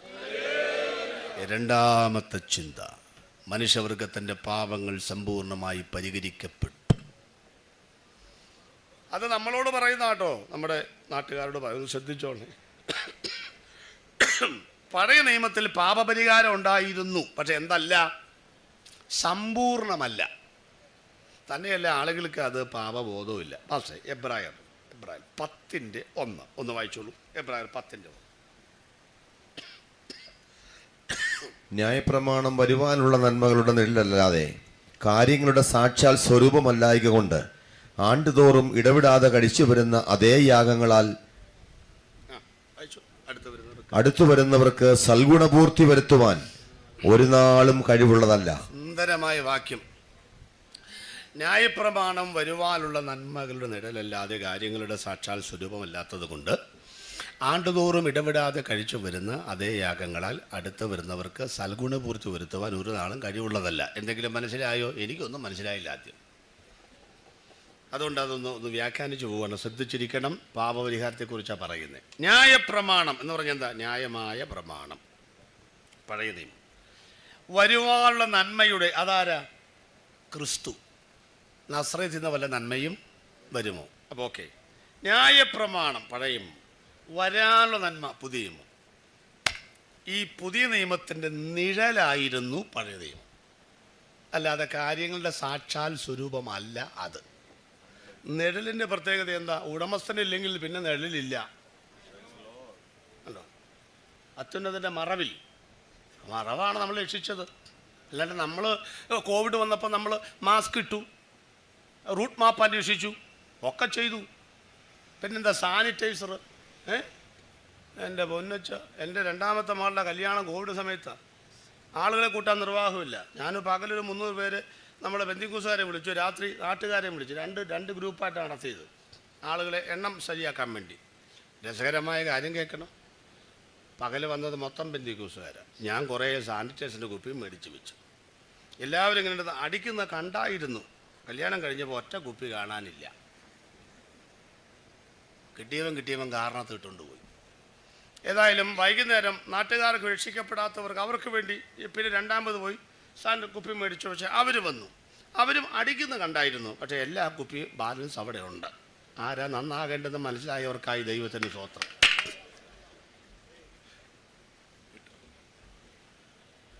അങ്ങനെ അപ്പോൾ കാര്യങ്ങളുടെ കിടപ്പക്കരാകണം. ഇതൊക്കെ ധരിച്ചത് കൊണ്ടാണോ നമ്മൾ ഇവിടെ ജീവിച്ചിരിക്കുന്നത്? ആണോ? അതൊന്നുമല്ലെന്ന്. പിന്നെ എന്തുവാ? അത്യുന്നതൻ്റെ സർവശക്തൻ്റെ മറവിനും നിഴലിനും നമ്മളെ സൂക്ഷിക്കാൻ കഴിയുമോ? പിന്നെന്താ സംശയം? ഒരു AK-47 തുളച്ച് കയറത്തില്ല ഈ ചിറകിൻ്റെ അടിയിൽ കൂടെ. നടുക്കെട്ട് കെട്ടിയത് കൊണ്ടോ, കാലിൽ ചെരുപ്പിട്ടത് കൊണ്ടോ, വടി പിടിച്ച് തിന്നത് കൊണ്ടോ, തിടുക്കത്തിൽ തിന്നത് കൊണ്ടോ, പുളിപ്പില്ലാത്ത അപ്പമായത് കൊണ്ടോ അല്ല നിങ്ങൾ ജീവിച്ചിരിക്കുന്നത്. മറിച്ച് ഉറയിൽ കിടന്ന വാൾ ഊരാതിരുന്നതിൻ്റെ കാരണം ദൂതൻ നോക്കിയപ്പോൾ കുഞ്ഞാട് രക്തം കട്ടളക്കാരൻ മേൽ പുരട്ടിയിരിക്കുന്നു. സാനിറ്റൈസർ അല്ല, മാസ്ക് അല്ല നിന്നെ ഇവിടെ ഇരുത്തിയിരിക്കുന്ന, മറിച്ച് ഈ ദൈവത്തിന്റെ കുഞ്ഞാട് രക്തമാണെന്ന് തിരിച്ചറിയുന്നവരുണ്ടെങ്കിൽ അവരെ ഓർത്താണ് ദൈവത്തെ സ്തുതിക്കുന്നത്. അപ്പൊ ഇത് നിഴലാണച്ച, പൊരുളല്ല അതിന്റെ ദോഷം. അതുകൊണ്ട് അടുത്ത് വരുന്നവർക്ക് സൽഗുണപൂർത്തി ഒരു നാളും. യേശു പറഞ്ഞു, എൻ്റെ പിതാവ് സൽഗുണപൂർണൻ ആയിരിക്കുന്ന പോലെ നിങ്ങൾ സൽഗുണപൂർണ്ണനാകുവീൻ. അപ്പൊ കാര്യം പിടികിട്ടിയോ? ഒന്നുകൂടെ വ്യക്തമാക്കാം, എന്നാലേ ശരിയാ. ഉപദേശം പറയാം. പഴയ നിയമത്തിൽ പാപപരിഹാരം ഉണ്ടായിരുന്നെങ്കിലും സമ്പൂർണമല്ല. തെളിവ്, ഇതൊരു ദൈവസഭയാണ്. ഇവിടുത്തെ പാസ്റ്ററാണ് മോൻസി പാസ്റ്റർ. പേര് മാറിയിട്ടൊന്നുമില്ലല്ലോ, മോൻസി പാസ്റ്റർ. ഇദ്ദേഹം യഹൂദ പുരോഹിതനാണെന്നിരിക്കട്ടെ തൽക്കാലം, കേട്ടോ, കുറച്ച് നേരത്തേക്ക്. അപ്പോൾ അതിൻ്റെ താഴെ കാഞ്ഞിരങ്കവല അല്ലേ, കാഞ്ഞിരങ്കവലയിൽ ആളുകൾ ഇറങ്ങി. നിങ്ങളൊക്കെ യഹൂദന്മാർ, നമ്മൾ മൊത്തം മാറ്റിയേക്കുക. അവിടെ ഇറങ്ങിയിട്ട് അന്ന് വണ്ടിയൊന്നുമില്ല, ആളുകൾ ഇങ്ങോട്ട് ആരാനിക്ക് പോരുക, കേട്ടോ. അപ്പോൾ മത്തായിച്ചേൻ്റെ കയ്യിൽ 2 കുറുപ്രാവുണ്ട്. അപ്പോൾ ഈ പണ്ടൊക്കെ നമ്മൾ ആരാനിക്ക് പോകുമ്പോൾ ഈ സർവേക്കല്ല് ഓന്തിരിക്കുന്ന പോലെ ചില ആളുകൾ നമ്മൾ പോകുമ്പോൾ സ്വസ്ത്രം, ശരിക്കും പറഞ്ഞാൽ ആ ഓന്തന്മാരുടെ ശബ്ദമാണ് നമ്മൾ ചാർജ് ചെയ്തത്. നമ്മൾ ആ പരിഹാസമൊക്കെ കേട്ടും സഭയിലേക്ക് വരുമ്പോൾ സാക്ഷ്യം പറയാൻ നേരത്താണ് നമ്മൾ പറയുന്നത്, പരിഹാസം ചൊല്ലി ശത്രു നേർക്കു വരുമ്പോൾ സ്തോത്രം പാടി ആശ്വസിപ്പാൻ ശക്തി നൽകുന്ന ക്രിസ്ത്യ ജീവിതം പോൽ ഭാഗ്യം പാരിലെന്തുള്ളൂ. ക്രിസ്ത്യ ജീവിതം പോൽ ഭാഗ്യം. ഓ കഷ്ടതയും പട്ടിണിയും ഏറിടും നേരം, കഷ്ടതയും ക്ലേശം കൂടാതെ നിൽപ്പാൻ ശക്തി നൽകുന്ന, മനക്ലേശം കൂടാതെ നിൽപ്പാൻ ശക്തി നൽകുന്ന ക്രിസ്ത്യ ജീവിതം പോൽ ഭാഗ്യം പാരിലെന്തുള്ളൂ. ക്രിസ്ത്യ ജീവിതം ഇപ്പൊ അങ്ങനെ വാഴാറില്ല. എന്താ കാര്യം? ഇപ്പൊ ആരും നടന്നു വരുന്നവരില്ല, അതുകൊണ്ട് ഓന്തന്മാരുമില്ല. നമ്മളെല്ലാം ഇപ്പൊ ഇന്നോവയ്ക്കകത്തും മാരുതിക്കാറിനകത്തൊക്കെയാണ് നമ്മൾ വരുന്നത്, അല്ലേ? അത് കാരണം ഇപ്പം നമുക്ക് ഈ ഉടുത്തിരിക്കുന്ന സാരി ഒന്നും കാണിക്കാൻ മാർഗമില്ലാത്തതുകൊണ്ട് പാകം ചെയ്യാവുന്ന കാര്യം ഇച്ചിരി വൈകി വരിക എന്നുള്ളതാണ്. വൈകി വരുമ്പോൾ എല്ലാവരും അത് കാണും. അങ്ങനെയൊക്കെയാണ് നമ്മളിപ്പോൾ അഡ്ജസ്റ്റ് ചെയ്യുന്നത്. സ്വോത്രം. അപ്പോൾ ഇവരിങ്ങനെ വരുമ്പോൾ പറഞ്ഞു, മത്തായി ചേട്ടനോടല്ല കേട്ടോ. അപ്പോൾ പറഞ്ഞു, എന്തു ഇന്ന് കുറുപ്രാവേ ഉള്ളോ എന്ന് പറഞ്ഞാൽ എന്താ? കുറ്റിബീടി വലിച്ചാൽ എന്ത് മതി? കുറുപ്രാവ് മതി. വകുപ്പുണ്ട് ഓരോന്നിനും, വകുപ്പ്. നമുക്കിപ്പോൾ കൊലപാതകം, മോശം വകുപ്പ് അറിയാമോ? ഇല്ല. കോടതി എന്താ വിധിക്കുന്നത്? IPC കുമ്പനാടല്ല, IPC ഇന്ത്യൻ പീനൽ കോഡ് ഇത്രാമത്തെ വകുപ്പ് അനുസരിച്ചാണ് ആളെ ശിക്ഷിക്കുന്നത്. നല്ല തോന്നിയ പോലെ ശിക്ഷിക്കാൻ പറ്റിയല്ല. മനസ്സിലായോ?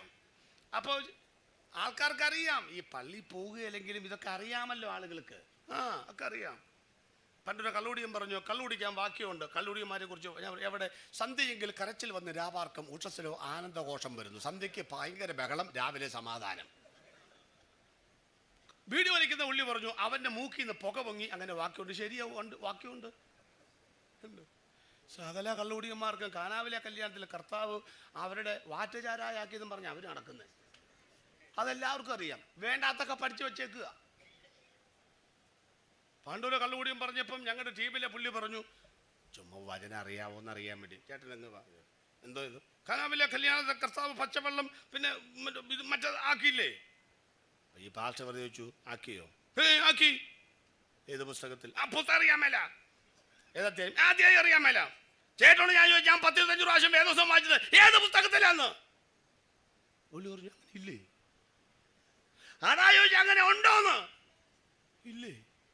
ചേട്ടൻ മര്യാദയ്ക്ക് അങ്ങനെ ഉണ്ടോന്ന്? പുള്ളി പറയാ, ഇയാളിങ്ങനെ കീറണന്തിനാ? ആക്കിയെങ്കിൽ ആക്കി, ഇല്ലെങ്കിൽ വിട്ടേക്കാൻ. പ്രശ്നം വിട്ടേക്കാൻ. പുള്ളിക്ക് വല്ലതും അറിയത്തില്ല, ചുമ്മാ പറയാ നമ്മളെ കുറിച്ച് ഓരോന്നിങ്ങനെ പറയാ.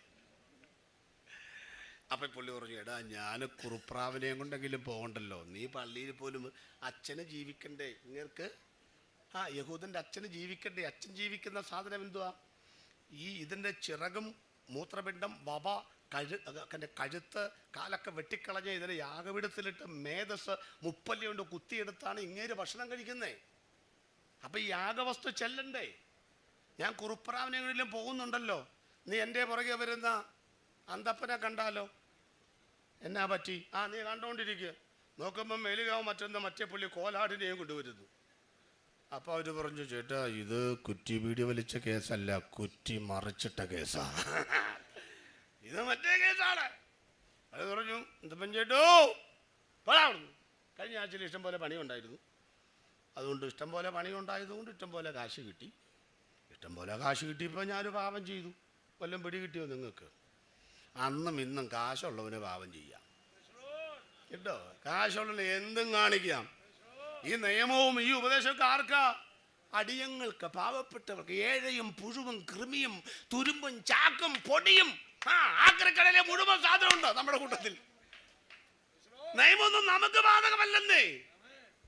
സ്വത്രം നിയമം എല്ലാവർക്കും ബാധകമാകുന്നൊരു ഭരണം ഇവിടെ വരുമെന്ന്, മുഖപക്ഷം നോക്കാതെ വിധിക്കുന്ന ഒരു ജഡ്ജ്മെന്റ് ഇവിടെ വരുമെന്ന് 1000 വട്ടം ആണിപ്പഴുള്ള കരം കൊണ്ട് മാടി വിളിച്ചിട്ടും സുവിശേഷത്തെ പുറങ്കാല കൊണ്ട് തട്ടിക്കളയുന്ന സ്നേഹിത, നിന്റെ ജഡ്ജ്മെന്റ് തയ്യാറാക്കുന്ന ന്യായാധിപന്റെ ബലിഷ്ഠമായ കരമായും തൂലിക തുമ്പായും അവൻ ന്യായാധിപനായി വരുന്ന കാലം വിദൂരമല്ലെന്ന് ഇന്ന് രാത്രി തിരിച്ചറിയണം.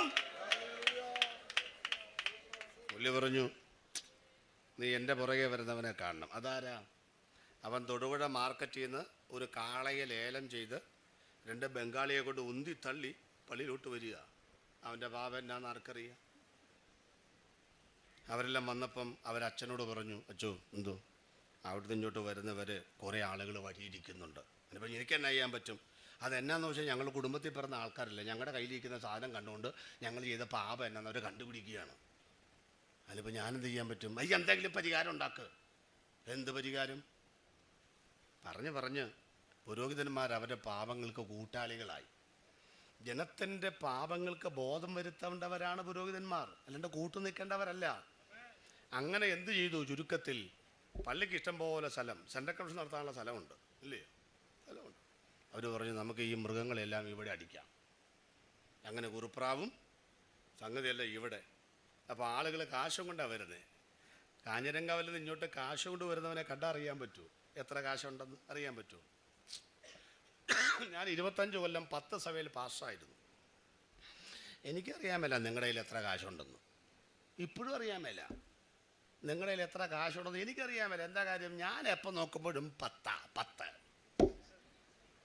എത്ര കാശ് പാത്രം കൊണ്ടുപോയോ? 10 എൻ്റെ പൊന്നെ, ഈ 10 മാറാൻ വേണ്ടി ഞങ്ങളൊക്കെ ഉപവസിച്ച് പ്രാർത്ഥിച്ചതാണ്. എവിടെ പോവാൻ? ശാസിച്ചിട്ടും പോകാത്തൊരു സാധനം.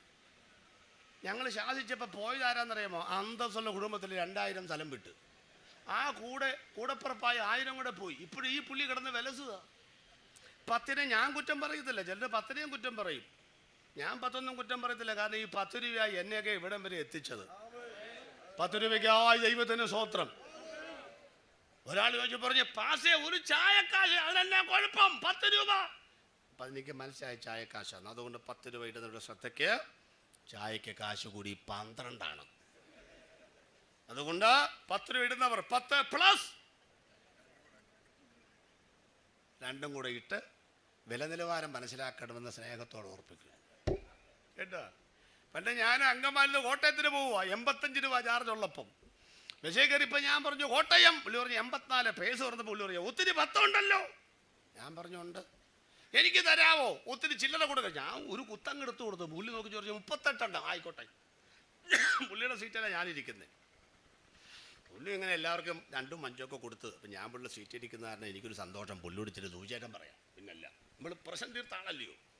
അങ്ങനെ പുള്ളി എല്ലാം കൊടുത്ത് വന്നിച്ചും പുള്ളി ഇരിക്കുന്നതിന് മുമ്പ് എന്നെ അങ്ങനെ നോക്കിച്ച് പറയാം, പാസ്റ്ററാണല്ലേ എന്ന്. ഞാൻ എന്നിട്ടും വിട്ടുകൊടുത്തില്ല. നമ്മളിങ്ങനെ എല്ലാം മനുഷ്യരെ പിടിക്കുന്നവരാണല്ലോ. ഞാൻ പറഞ്ഞു, ആര് പറഞ്ഞു പാസ്റ്ററാണ്? ഞാൻ ടീഷർട്ട് ഇട്ടിരിക്കുന്നത്. പുള്ളി പറഞ്ഞു പാസ്റ്ററല്ലേ. ഞാൻ പറഞ്ഞു, ആര് പറഞ്ഞു പാസ്റ്റർ? നിങ്ങളോട് ആര് പറഞ്ഞു പാസ്റ്ററല്ലേ എന്ന് ആദ്യം പറ. പുള്ളി കണ്ണൂർ ഏജിലെ വിശ്വാസിയാണ്, എനിക്കറിയാം. പാസ്റ്ററല്ലേ എന്ന് ആദ്യം പറ. ഞാൻ പറഞ്ഞു, എനിക്കാണെങ്കിൽ പറയാതിരിക്കാം. ഞാൻ പറഞ്ഞു അത് പാസ്റ്ററാണ്. അന്ന് അതാ പറ ആദ്യം. പുള്ളി അവിടെ ഇരുന്നു. അപ്പോഴും എൻ്റെ ഈ 10 പുള്ളി കണ്ടുപിടിച്ചെങ്ങനെയാണെന്ന് ഞാൻ പറഞ്ഞു, അച്ഛാ ഒന്ന് പറ, ഇത് ഞാൻ പാസ്റ്ററാണെന്ന് ഈ 10 കണ്ടിട്ടാണോ പറഞ്ഞത്? അല്ല പാസ്റ്ററേ. അവിടെ സമാധാനം ഇരിക്കുക, പറഞ്ഞുതരാം. കുറച്ച് കഴിയുമ്പോൾ പുള്ളി പറയാം, പാസ്റ്റേ നിങ്ങൾ പാസ്റ്റർമാരാണെന്നറിയാം, 10 കണ്ടത് കൊണ്ടല്ല. പിന്നെ എങ്ങനെ കണ്ടുപിടിച്ചു? പാസ്റ്റേ ഈ മുഷിഞ്ഞ 10ൻ്റെ നോട്ട് ഈ മെഡിക്കൽ കോളേജിൽ നിന്ന് പോസ്റ്റ്മോർട്ടം ചെയ്ത് വരുന്ന പോലെ തലങ്ങും വിലങ്ങും ഒട്ടിച്ച് വെച്ച സെല്ലിട്ടപ്പോൾ ഒട്ടിച്ച 10. പിന്നെ പുള്ളി ഭഗവത്ഗീതയുടെ വാക്യാ പറഞ്ഞത്, ഇത് മണ്ണിലിട്ടാൽ ലയിക്കാത്ത, വെള്ളത്തിലിട്ടാൽ ലയിക്കാത്ത, തേയിലിട്ടാൽ. ഞാൻ പറഞ്ഞു മതി. എൻ്റെ പുള്ളി പറയുക അങ്ങനെയുള്ളവരെ കാണുമ്പോൾ മനസ്സിലാക്കണം രണ്ടുപേരുടെ കയ്യിലേ അത് ഉള്ളൂ പാസ്റ്ററെ. അപ്പോഴും ഞാൻ വെച്ചു നരകത്തിലേക്കാണെങ്കിലും കൂട്ടുണ്ടല്ലോ. മറ്റേ പുള്ളി ഞാൻ പറഞ്ഞു അതാരാ? രണ്ട് കൂട്ടര്, ഒന്ന് പാസ്റ്റർമാർ, രണ്ട് ഭിക്ഷാടനം നടത്തുന്നവർ. ദൈവമേ, അതോടെ ഉള്ള ഡീ തന്നെ പോയി. സ്വോത്രം. സ്വോത്രക്കാഴ്ച എടുത്തു കഴിഞ്ഞു. ഇതെങ്ങാനും കേട്ടിട്ട് ഒന്നോടെ സ്വോത്രക്കാഴ്ചയുടെ തോന്നുന്നുണ്ടെങ്കിൽ ബക്കറ്റ് ഇവിടെ വെച്ചേക്കാം. ചെക്ക് എഴുതി വിട്ടേച്ച് വേണം പോവാൻ. ഒരു യോഗം കഴിയുമ്പം കടം ഉണ്ടാകരുത്. സ്വോത്രം. 450 രൂപ ഒരു കിലോ ഇറച്ചിക്ക് ഒരു മടിവില്ലാതെ 500 അങ്ങ് എടുത്തു കൊടുക്കുന്ന നിങ്ങൾ എന്തുകൊണ്ടാണ് 2000 പിൻവലിച്ചെന്നറിയാമോ? ഞാൻ പറയാം. 2000 കണ്ടിട്ടുള്ളവർ കൈവക്ക്. ആരുമില്ല. അനുഭവിച്ചിട്ടുള്ളവർ കണ്ടിട്ടുണ്ടോ? മത്തായിച്ചാ കണ്ടിട്ടുണ്ട്. അടുത്ത ചോദ്യം ശ്രദ്ധിച്ചോളണം, ഭാഷമാർ നോക്കിയോളൂ. 2000 സ്വോത്രക്കാഴ്ച പാത്രത്തിലിട്ടവർ കൈവക്ക്. കണ്ടോ? ചുമ്മാതല്ല പിൻവലിച്ചത്. കണ്ടോ? നിങ്ങൾക്ക് തന്നാലും ഇടുകയിലെ ദൈവം തമ്പുരാൻ കണ്ട പാത്രം പിൻവലിച്ചത്. മനസ്സിലായോ? നമ്മൾ പറയും കർത്താവ് എനിക്ക് വൻ കാര്യങ്ങൾ ചെയ്തു, പക്ഷെ വലുത് കിട്ടിയപ്പോൾ ഇട്ടില്ല, അത് തിരിച്ചു പോയി. എൻ്റെ ദൈവമക്കളെ, കൊടുക്കണം. എന്ത് കൊടുക്കണം? വന്ന് ഇരുന്ന് കൊടുക്കണം എന്നല്ല ഈ പറഞ്ഞത്. സ്വോത്രം. സ്വോത്രം. ഒരു യോഗവും കടത്തിൽ തീരരുത്. നമ്മുടെ കടപ്പാടാണത്, നമ്മുടെ ഉത്തരവാദിത്വമാണത്. അങ്ങനെ എല്ലാം കൂടെ പള്ളിക്കകത്തോട്ട് വന്ന് ഭയങ്കര വ്യാപാരം. ഈ വാണിഭമാണ് യേശു കണ്ടത്. ആലയം വാണിഭത്തിലുള്ള സ്ഥലമല്ല, നിങ്ങൾക്ക് വിൽക്കാനും വാങ്ങാനുള്ള സ്ഥലമല്ല. ചാട്ടവാറെടുക്കുന്നു, മറിച്ചിടുന്നു. പ്രിയപ്പെട്ടവരെ, നമ്മുടെ ആലയങ്ങളൊക്കെ അടിച്ചു വിശുദ്ധീകരിക്കപ്പെടേണ്ട കാലങ്ങൾ കഴിഞ്ഞു. ചാട്ടവാറെടുക്കേണ്ടവർ അത് ശോഭയ്ക്കകത്തിട്ട് പൂട്ടി വെച്ചിരിക്കുകയാണ്. ഒരു കാര്യം ഓർക്കണം, സ്മാർത്ഥ വിചാരം, ന്യായവിധി ദൈവഗ്രഹത്തിൽ നിന്ന് ആരംഭിക്കുവാൻ കാലമായല്ലോ എന്ന് ദൈവത്തിന്റെ വചനമുണ്ടെങ്കിൽ ആലയത്തിനകത്ത് എരിവുള്ളവർ ഉണ്ടാകണമെന്ന്. സ്തോത്രം. മത്തായിച്ചന് വേണ്ടി പുരോഹിതൻ പ്രാർത്ഥിക്കുകയാണ് കേട്ടോ. 2 പ്രാർത്ഥന. 1, ദൈവമേ, ഇവൻ കൊണ്ടുവന്ന യാഗവസ്തുവിൻ്റെ പാപം കൊണ്ട് ഇവൻ്റെ കുറ്റുവീടിയുടെ പാപങ്ങൾ ക്ഷമിച്ചു കൊടുക്കണമേ. 1. 2, കർത്താവെ, ഇവൻ അടുത്ത ആഴ്ച വരുമ്പം ഈ എന്നെ കൊണ്ട് പണിയെടുപ്പിക്കാതെ ഇച്ചിരൂടെ വലുതിനെ കൊണ്ടുവരാൻ സഹായിക്കണമേ. അങ്ങനെയാണ് പാപബോധമില്ലാത്തത്. ചെയ്തുകൊണ്ടിരിക്കുകയാണ്, പാപബോധമില്ല. പഴയമത്തിൽ പാപബോധമില്ല. ന്യായപ്രമാണത്തിന് മറ്റൊരു പ്രശ്നം എന്താ? ഒന്നിൽ തെറ്റിയാൽ മൊത്തം തെറ്റും. അപ്പം പിന്നെ എപ്പോഴും അവിടെ കിടക്കും, പാമ്പും കോണിയും കളിക്കുന്ന പോലെ. ഒരു കോളം കൂടെ കഴിഞ്ഞാൽ നമ്മൾ ജയിച്ചു. പക്ഷെ അവിടെ ആരിയിരിക്കുന്നത്? അത് വിഴുങ്ങി പിന്നെ താഴേന്ന് വേണം തുടങ്ങാൻ. ഇത് എപ്പോൾ രക്ഷപ്പെടും? ഉദാഹരണം പറയാം, ഉദാഹരണമേ വിജയിക്കുള്ളൂ. ഞങ്ങൾക്ക് ഗൾഫിൽ പോകണം. എൻ്റെ പാസ്റ്ററോടെ ഖത്തറിലേക്ക് ഒന്ന് പോയിട്ട് വാ. എവിടാ ഖത്തർ? അപ്പുറത്തെ കിടക്കുക. പാസ്പോർട്ട്, വിസ, ആധാർ, തിരിച്ചൽ കാർഡ് ഒക്കെ എടുത്തോളണം. ഇതൊക്കെ സർക്കാർ കൊണ്ടുവന്നിരിക്കും. എന്താ കാര്യം? നമ്മുടെ ഈ പൊങ്ങച്ചൊക്കെ മാറ്റാനാണ് ഇതൊക്കെ. അത് മനസ്സിലായോ? നിങ്ങളിങ്ങനെ വലിയ ഗമയിലൊക്കെ ഇരിക്കുമ്പം, അങ്ങനെ വലിയ പുട്ടിയൊക്കെ ഇട്ടടിച്ച് അതിൻ്റെ ഭംഗിയൊക്കെ ഒക്കെ നിൽക്കുമ്പം നിങ്ങൾ ആരാണെന്നറിയാൻ തിരിച്ചൽ കാർഡ് എടുത്ത് നോക്കണം. അപ്പം മനസ്സിലായി, ഇതാണ് ഞാൻ. എന്താ ഇനി ഒന്നുകൂടെ ക്ലാരിഫിക്കേഷന് വേണ്ടി, ഇതല്ല, ഒന്നുകൂടെ ക്ലിയർ ആയിട്ട് ഞാൻ ആരാകും, ചത്തു കഴിഞ്ഞാൽ ആരാകും എന്നറിയാൻ ആധാർ എടുത്ത് നോക്കണം. ഒരു കരിവീട്ടി കണക്കൊരു സാധനം ഉണ്ടോ? അപ്പം ഇതിൻ്റെ ഇടയിലാണ് നമ്മളിങ്ങനെ പൊട്ടിക്കെട്ടടിച്ച് നിൽക്കുന്നത്. ഇതുപോലത്തെ പുള്ളി ഇതുപോലെയാകും. ഇതൊക്കെ സർക്കാരിൽ നിന്ന് മുന്നറിയിപ്പുകളാണ് കേട്ടത്.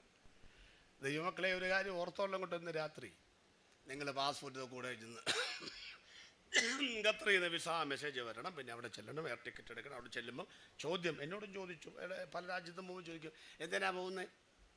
ഇവരാണെങ്കിൽ എനിക്ക് അവിടെ നിന്ന് ഗവൺമെൻറ്റിൻ്റെ വിസയാണ് തന്നത്. അപ്പോൾ എന്നോട് കൊച്ചു ചോദിക്കുക, നിങ്ങൾക്ക് തന്നെ ജോലി? ഞാൻ പറഞ്ഞു, എനിക്ക് ജോലിയൊന്നുമില്ല, ഇത് സർക്കാരിൻ്റെ വിസയാണല്ലോ.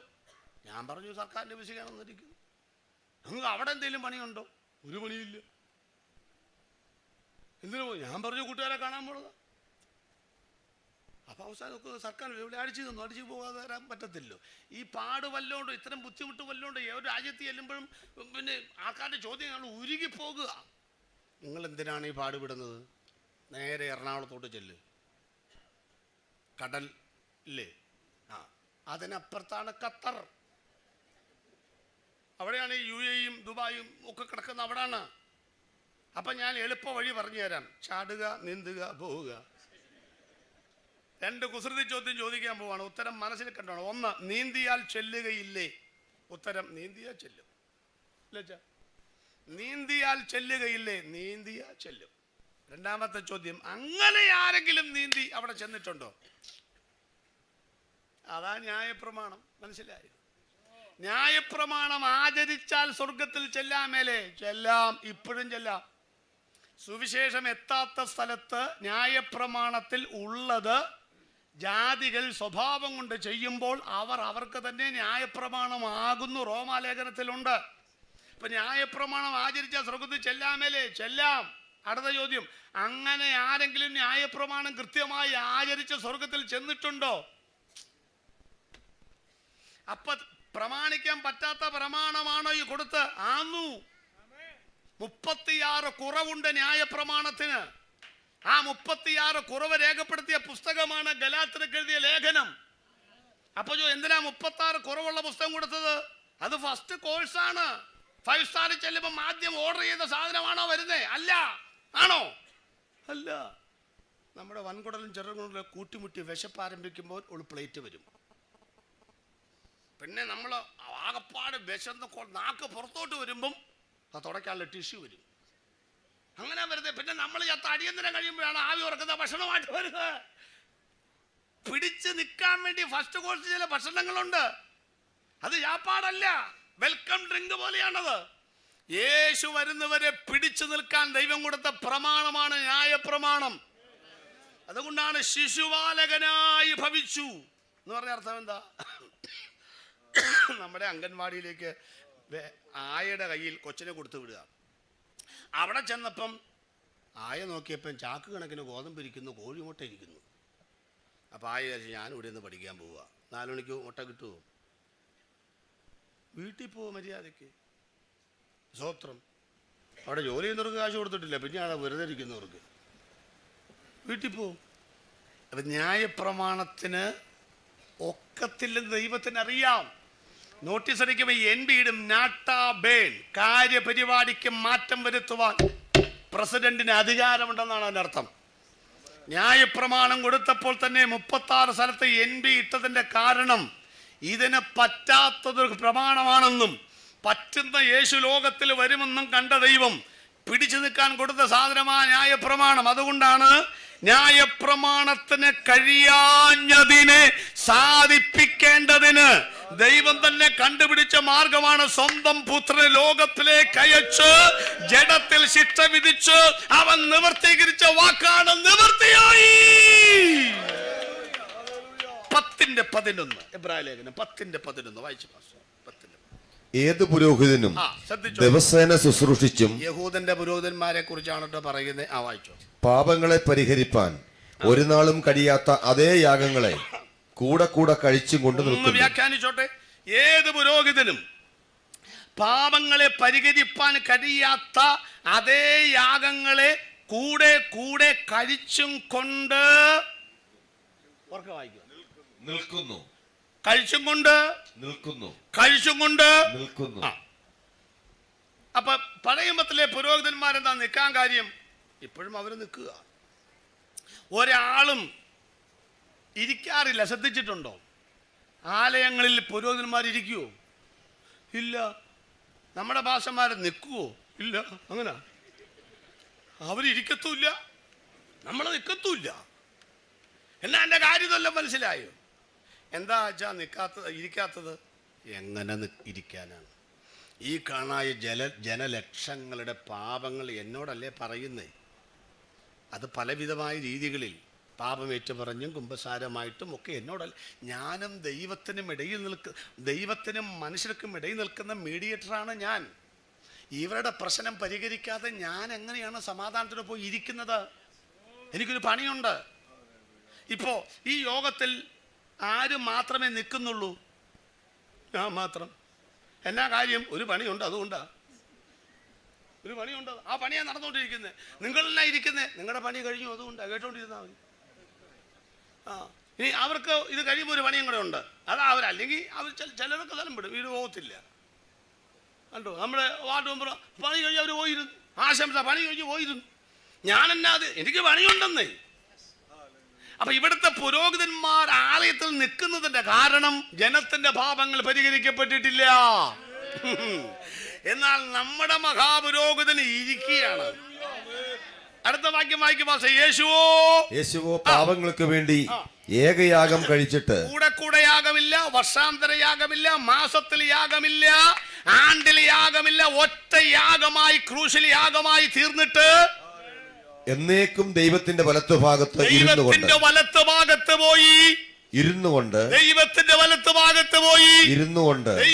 വലത്തുഭാഗത്ത് പോയി മതങ്ങളും ആചാരങ്ങളും അനുഷ്ഠാനങ്ങളും നമ്മളെ കബളിപ്പിക്കുകയാണെന്ന്.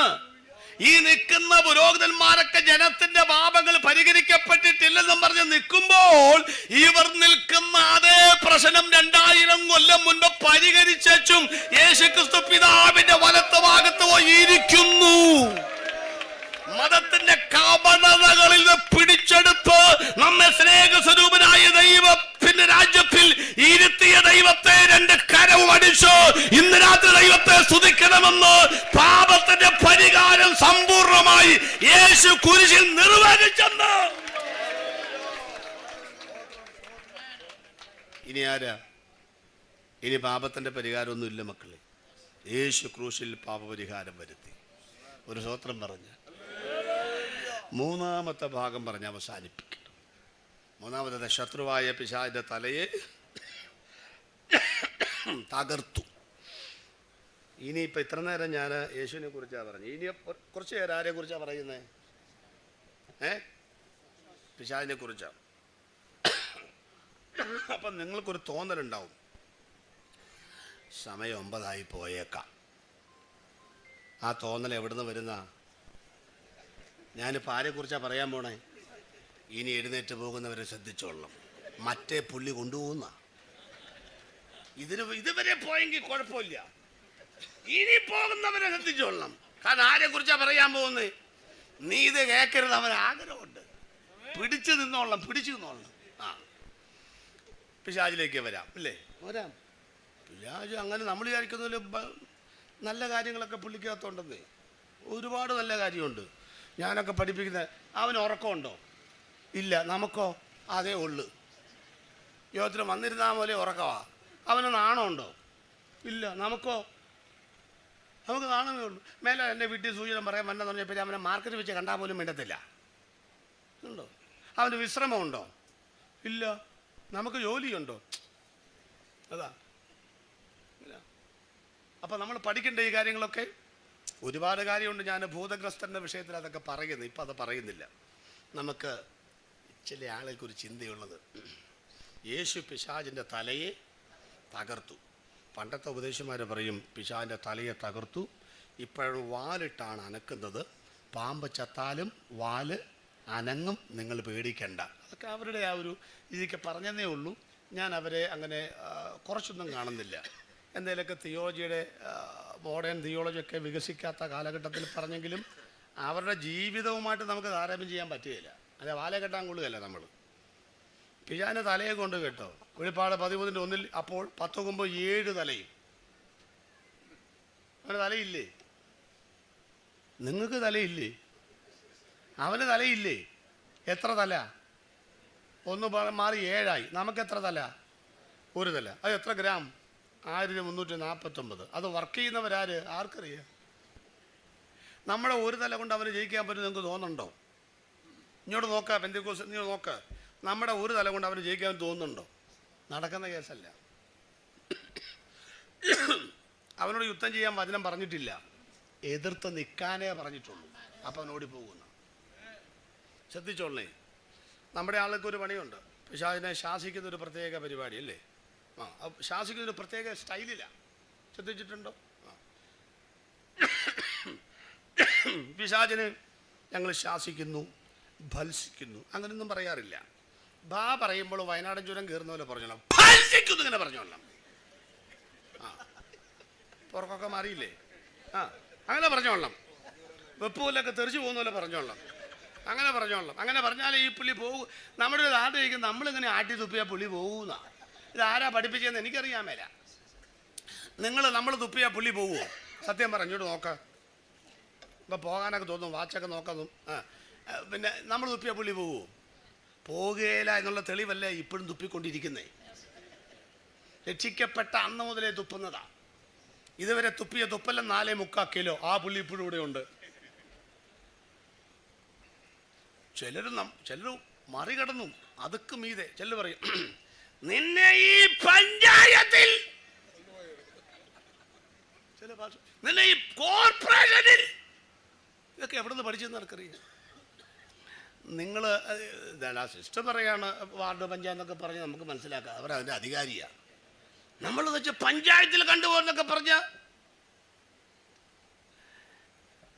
ഈ നാട് ആരുടെയാ? സർവ്വലോകവും പുള്ളിയുടെ നാടാ. അതാ പുള്ളി കിടന്ന് വിലസുന്നേ. നമ്മുടെ നാടെവിടാ? നമ്മുടെ നാടെവിടാന്ന് ആർക്കറിയാം? ഇവിടെ ഞാൻ വെറുമൊരു പരദേശി പോ, ഇവിടത്തെ പാർപ്പിടമോ വഴിയമ്പലം. ഇവിടെ ഞാൻ വെറുമൊരു പരദേശി പോ, ഇവിടത്തെ പാർപ്പിടമോ വഴിയമ്പലം. ഇവിടെ എനിക്കാരും തുണയില്ലെങ്കിലും, ഇവിടെ എനിക്കാരും തുണയില്ലെങ്കിലും, തുണയാകും യേശുവോടു ചേർന്നാൽ മതി. തുണയാകും യേശുവോടു ചേർന്നാൽ മതി.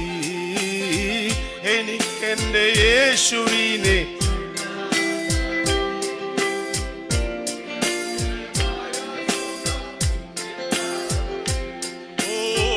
എനിക്കെന്റെ യേശുവിനെ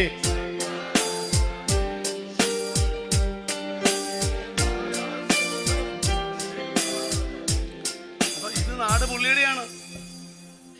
ഇവനെ പിടിച്ചു കെട്ടുന്ന ആരാന്നറിയാമോ? യേശുക്രിസ്തുവിനെ വീണ്ടും വരുമ്പോൾ സഹസ്രാബ്ദവാഴ്ച ആരംഭിക്കുന്നതിന് മുൻപ് ഇവനെ പിടിച്ചു കെട്ടി 1000 കൊല്ലത്തേക്ക് ചങ്ങലയിട്ട് പൂട്ടും. അന്നേരമാണ് പുള്ളി ഇവിടുന്ന് പോവുള്ളൂ. അതാദ്യം മനസ്സിലാക്കുക. അതുകൊണ്ട് ആരും മിണ്ടുന്നില്ല. ഞാൻ ചോദിക്കുന്ന, ആ പുള്ളി ഇവിടെ ഉണ്ടെങ്കിലല്ലേ നമുക്കൊരു ഇതുള്ളൂ. അല്ലേ? പുള്ളി ഉണ്ട്. ശക്തമായ പ്രതിപക്ഷമില്ലാതെ എങ്ങനെ ഭരണപക്ഷം ഭരിക്കൂന്ന് പറ ആദ്യം. ഇപ്പോൾ ഒരെണ്ണം മിണ്ടുന്നുണ്ടോ? ഇല്ല. പക്ഷേ പിശാച് വന്നിരുന്നാൽ മിണ്ടത്തില്ലയോ? മിണ്ടും. നിങ്ങളൊരു ഇവിടെ വന്നിരുന്നപ്പോൾ വെച്ചു തൊട്ടടുത്ത ഒരാൾ വന്നിരിക്കുന്നു, ഇങ്ങനെ ആടുന്നുണ്ട്. നിങ്ങൾ ഇതാരാ? ഇത് ഇന്നലെ വന്നിട്ടുണ്ടായിരുന്നു. ഞാൻ ഇന്നലെ വന്നില്ല, അതുകൊണ്ട് ഇന്നലെ പ്രസംഗിച്ചപ്പോൾ ഇതിന് ഭൂതം ഇളകി. കസേരയൊക്കെ എടുത്ത് അടിച്ചു. നമ്മുടെ മറിയാമ്മച്ചേത്തി തലയ്ക്ക് അടികൊണ്ട് ആശുപത്രിയിലാണ്, തൊടുപുഴയിൽ. ആണോ? അപ്പോൾ പാസ്റ്റർ പറഞ്ഞു ബാക്കി ഇന്ന് പൊക്കോളും, വരാൻ പറഞ്ഞു. അങ്ങനെ വന്നേക്കണതാ. അപ്പം നിങ്ങൾ അടുത്തിരിക്കുക. ബാക്കി നിങ്ങൾ എങ്ങനെ ഇരിക്കും പറ? യോഗം തീരുന്ന എങ്ങനെ ഇരിക്കും? സ്വോത്രം സ്വോത്രം സ്വോത്രം. പിന്നെ കാര്യം ഇത് പോകാനല്ല, ഇങ്ങോട്ട് കയറാതിരിക്കാനാ.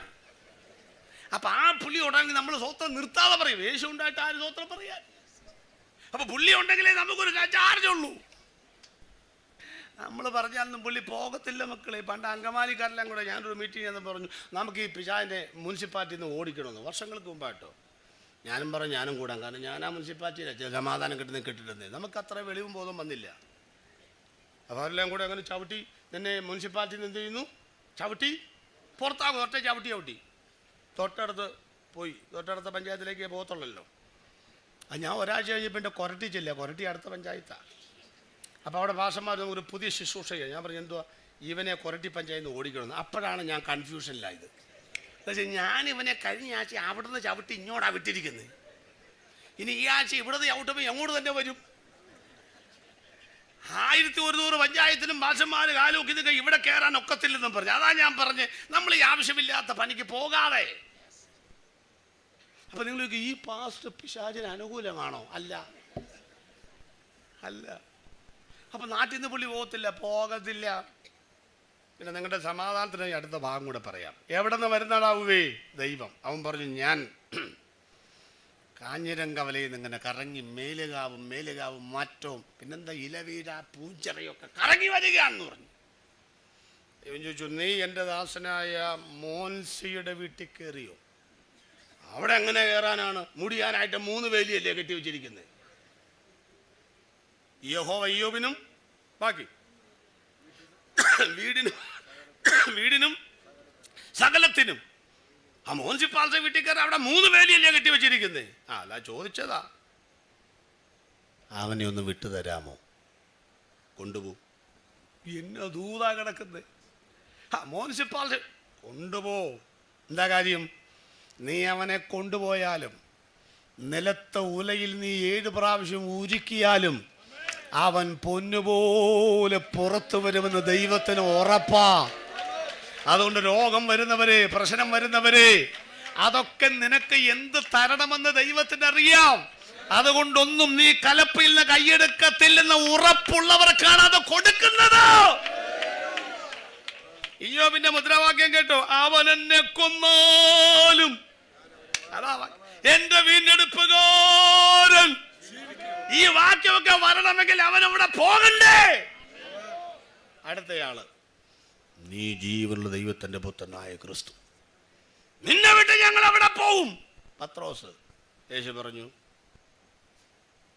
അധികം ഒന്നും പറയണ്ട. എന്നാ അധികം പറയുന്നത്?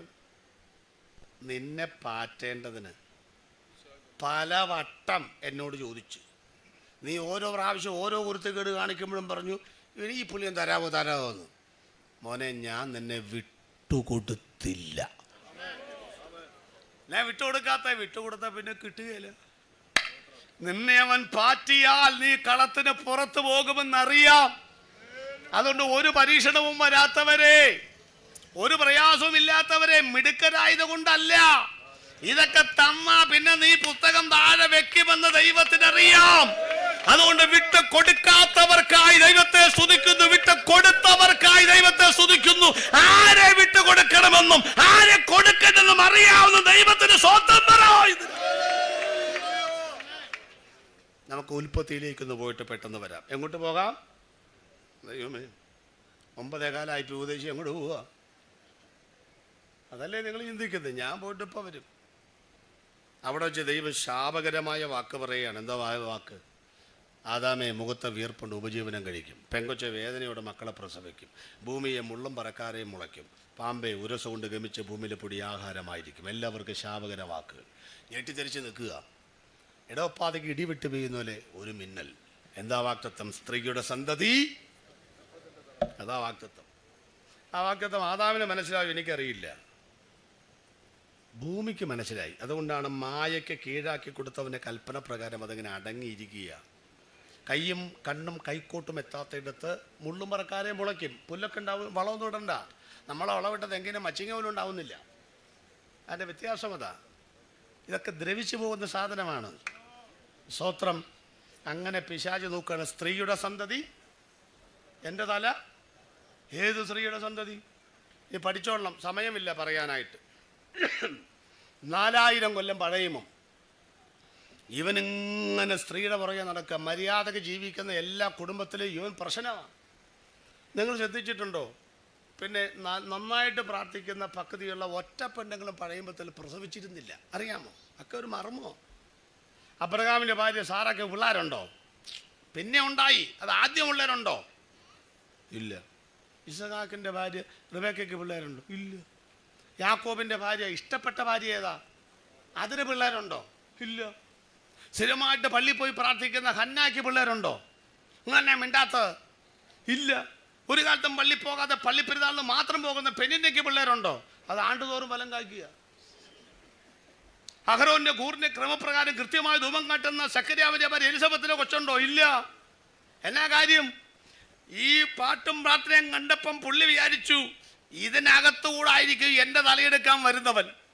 അങ്ങനെ യുദ്ധതന്ത്രജ്ഞനായ സൈന്യങ്ങളുടെ ദൈവമായ യഹോവ അവന്റെ മുഴുവൻ ഏകാഗ്രതയും ഇവരുടെ പിറകെ വിട്ടേച്ച് യേശു ജനിക്കുന്നതിന് 6 മാസം മുൻപ് എലിസബത്തിന്റെ അകത്ത് വഴിയൊരുക്കാൻ വന്ന യോഹന്നാൻ അവരെ കൊടുത്തേച്ചും സക്കര്യാവിന്റെ വായം പൂട്ടി ഇവന്റെ വായം പൂട്ടി മിണ്ടാതിരുന്നപ്പം വിചാരിച്ചു ഇവനായിരിക്കും എന്റെ തലയെടുക്കാൻ വരുന്നവൻ. അവന്റെ പിറകെ നടത്തിയിട്ട് കാലഘട്ടത്തിന്റെ യുഗപ്രഭാവ വീരനായ യേശുവിനെ കന്യക മാതാവിൽ കൂടെ ലോകത്തിന് ജന്മം നൽകിയ ദൈവം. എന്നാ മർമ്മമാ. 2.5 കൊല്ലം കഴിഞ്ഞപ്പം കണ്ടുപിടിച്ചു ഒരു മിന്നാട്ടം പോലെ. എല്ലാവരെയും കൊന്നുകളഞ്ഞേക്കാൻ പറഞ്ഞു. കുഞ്ഞുങ്ങളെ കൊന്നുകളഞ്ഞു. അവൻ മേലുകാവ് മറ്റേ കാഞ്ചനങ്ങാവിൽ ഉപ്പുചാക്കിന്റെ പുറത്തിരിക്കുക. യേശു എങ്ങാനും പള്ളിക്കുടത്തിൽ പോകണ്ടോന്ന് അറിയാൻ. യേശുവിനെ പള്ളിക്കൂടത്തിലും വിട്ടില്ല ദൈവം. അത് ഞാൻ കഴിഞ്ഞ പ്രാവശ്യം പറഞ്ഞുകൂടെ അല്ലേ? എന്താ കാര്യം? യേശു പള്ളിക്കൂടത്തിൽ പോയാൽ ഒക്കുകയില്ല. അതുകൊണ്ടാണ് അവിടെ ചെല്ലുമ്പോൾ ആദ്യം പറയും ആപ്ലിക്കേഷൻ പോകും പൂരിപ്പിച്ചുകൊണ്ടിരാം. എന്നാ പൂരിപ്പിക്കാനാണ്? മാതാവിൻ്റെ പേര് മറിയ, അപ്പൻ്റെ പേര് സ്വർഗസ്വനായ പിതാവ്. അഡ്മിഷൻ കിട്ടുമോ? നിങ്ങൾക്ക് അഡ്മിഷൻ കിട്ടുമോ? പിന്നെ യോസേപ്പ് എന്ന് എഴുതാൻ പറ്റുമോ? യേശു നുണ എഴുതുമോ? അപ്പം ഈ വികൃതിക്ക് പോണ നേരം കൊണ്ട് പോകാതിരുന്നാൽ പോരെ? അവൻ പോയിട്ടില്ല. അവന് മാതാവില്ല, പിതാവില്ല. അങ്ങനെയുണ്ട് വചനത്തിൽ. ഈ ഭൂമിയിൽ അവന് പിതാവുമില്ല, അവിടെ അമ്മയുമില്ല. അവിടെ അമ്മയും ഉണ്ടാകാൻ സാധ്യതയില്ല. അവിടെ അമ്മ ഉണ്ടാകാൻ സാധ്യതയില്ല. അവിടെ അമ്മ ഉണ്ടാകാൻ സാധ്യതയില്ല. സ്വത്രം പറയുന്നവരെ പറഞ്ഞുകൊണ്ടിരിക്കും അവിടെ.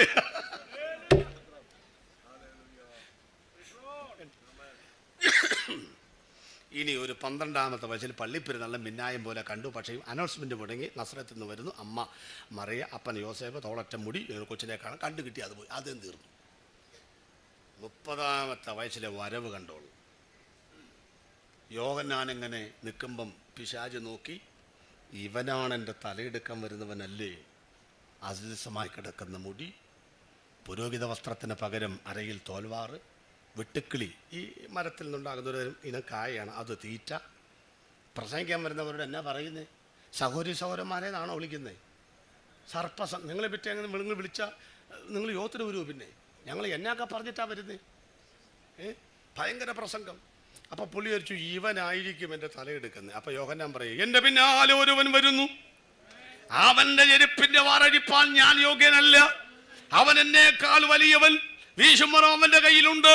അവൻ കളത്ത മുറ്റം വെടിപ്പാക്കും, പതിരിക്കിടാത്ത തീയിലിട്ട് ചുട്ടുകളയും, ഓതുമ്പകൾ. അതാര് ഇവൻ്റെ പിന്നാലെ വരും? നോക്കുമ്പോൾ യേശു വരുന്നു.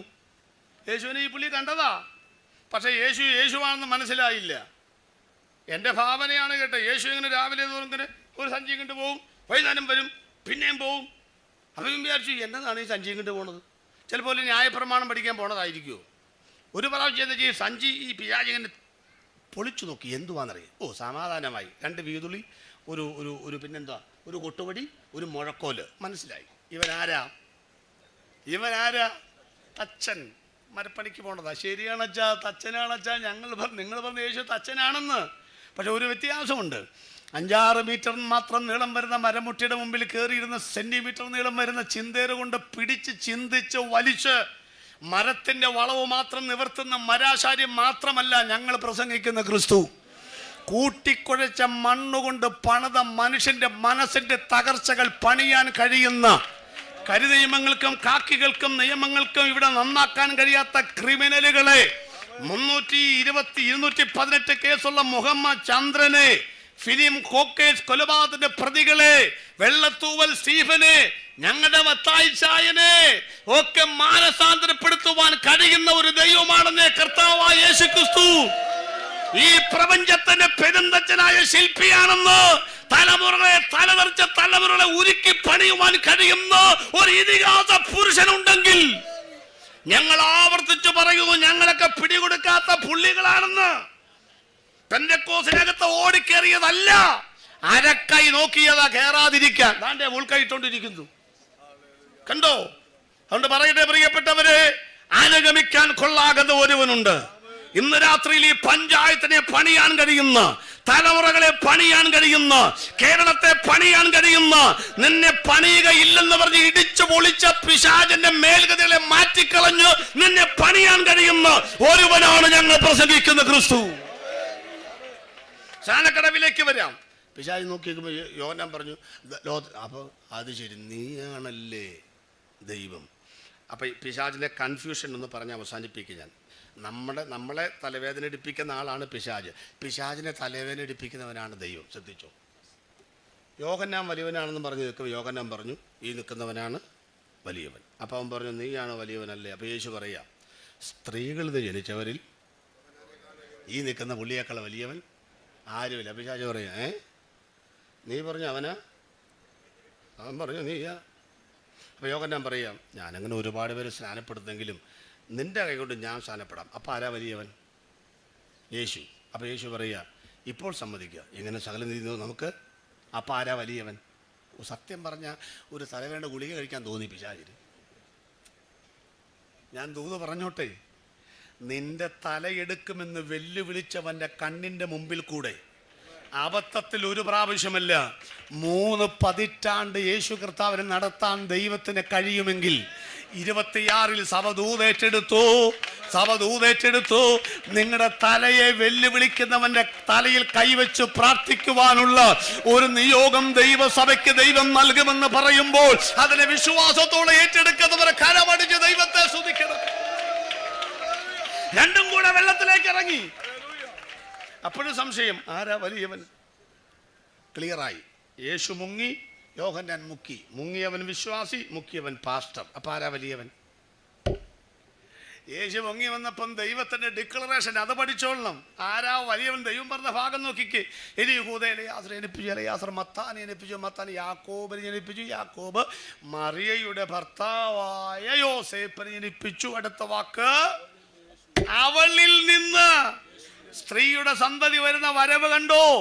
അതുകൊണ്ട് ദൈവം പറഞ്ഞു, ഇവൻ എലീഹൂദിന്റെ മകനായ, എലയാസന്റെ മകനായ, മത്താന്റെ മകനായ, യാക്കോബിന്റെ മകനായ, യോസേപ്പിന്റെ മകനല്ല, ഇവൻ എന്റെ പ്രിയപുത്രൻ, ഇവന് ചെവി കൊടുപ്പീ. നമുക്ക് ക്രൂശിലേക്ക് ഒന്ന് അവസാനിപ്പിക്കാം. മക്കളെ, സ്തുതി ചെയ്യും മനമേ എന്ന പഴയ പാട്ടിന്റെ മരണാധികാരിയായിരുന്ന കോരനാം അത് പാടി ആരാധിച്ചിട്ട് വേണം പോവാൻ. കേട്ടോ, സ്തോത്രം. ആരാധിക്കുമ്പോൾ ഇന്ന് അവന്റെ കെട്ടങ്ങ് പൊട്ടണം. യേശു കുരിശിൽ മരിച്ചപ്പോൾ പിശാച് ചോദിച്ചു, ഈ പാപി എനിക്കുള്ളതല്ലേ? ദൈവം പറഞ്ഞു, അവൻ പാപിയല്ല, പാപത്തിന്റെ ശമ്പളമാണ് മരണം. അവൻ പാപം ചെയ്തിട്ടില്ല, പാപത്തിൽ ജനിച്ചിട്ടില്ല, പാപം അറിഞ്ഞിട്ടില്ല. പിന്നെ എങ്ങനെ അവൻ മരിച്ചു? പകരക്കാരനായി മരിച്ചു. എന്ത് പകരം? നീ എന്റെ ന്യായപ്രമാണം വെച്ചല്ലേ നേരത്തെ പാപത്തിൽ ആഴ്ത്തുന്നത്. കണ്ണിന് പകരം കണ്ണ്, പല്ലിന് പകരം. അതുകൊണ്ട് നീ മരണം കൊണ്ടാണ് എൻ്റെ ജനത്തെ കീഴടക്കിയതെങ്കിൽ അതേ പ്രമാണം വെച്ച് നിന്നെ ഞാൻ കീഴ്മേൽ മറിക്കുന്നു. മക്കൾ ജഡരക്തങ്ങളു കൂടിയവരാകൊണ്ട് അവനും അവരെ പോലെ ജഡരക്തങ്ങളു കൂടിയവനായി മരണത്തിന്റെ അധികാരിയായ പിശാചിനെ നീക്കി നിന്റെ അടിമ മുഖത്തിൽ കിടന്നവരെ ജീവപര്യന്തം വിടുവിക്കുവാനുള്ള മരണാധികാരത്തിന്റെ കൈമാറ്റം ഞാൻ അവന് കൊടുത്തിരിക്കുന്നു. ഇന്നു മുതൽ ഇവനെ വിശ്വസിക്കുന്നവന്റെ മേൽ, ഈ ക്രൂശിനെ വിശ്വസിക്കുന്നവന്റെ മേൽ മരണത്തിന്റെ അധികാരമില്ലെന്ന്, മരണാധികാരം മറച്ചിട്ടെന്ന്, അതിക്രമങ്ങളൊക്കെയും നമ്മോട് ക്ഷമിച്ച ചട്ടങ്ങളാൽ നമുക്ക് വിരോധവും പ്രതികൂലമായ കൈയെടുത്ത് മായ്ച്ച് ക്രൂശിൽ തറച്ച് നടുവിൽ നീക്കിക്കളഞ്ഞ് വാഴ്ചകളെയും അധികാരങ്ങളെയും ആയുധവർഗം വയ്പ്പിച്ച് ക്രൂശിൽ അവരുടെ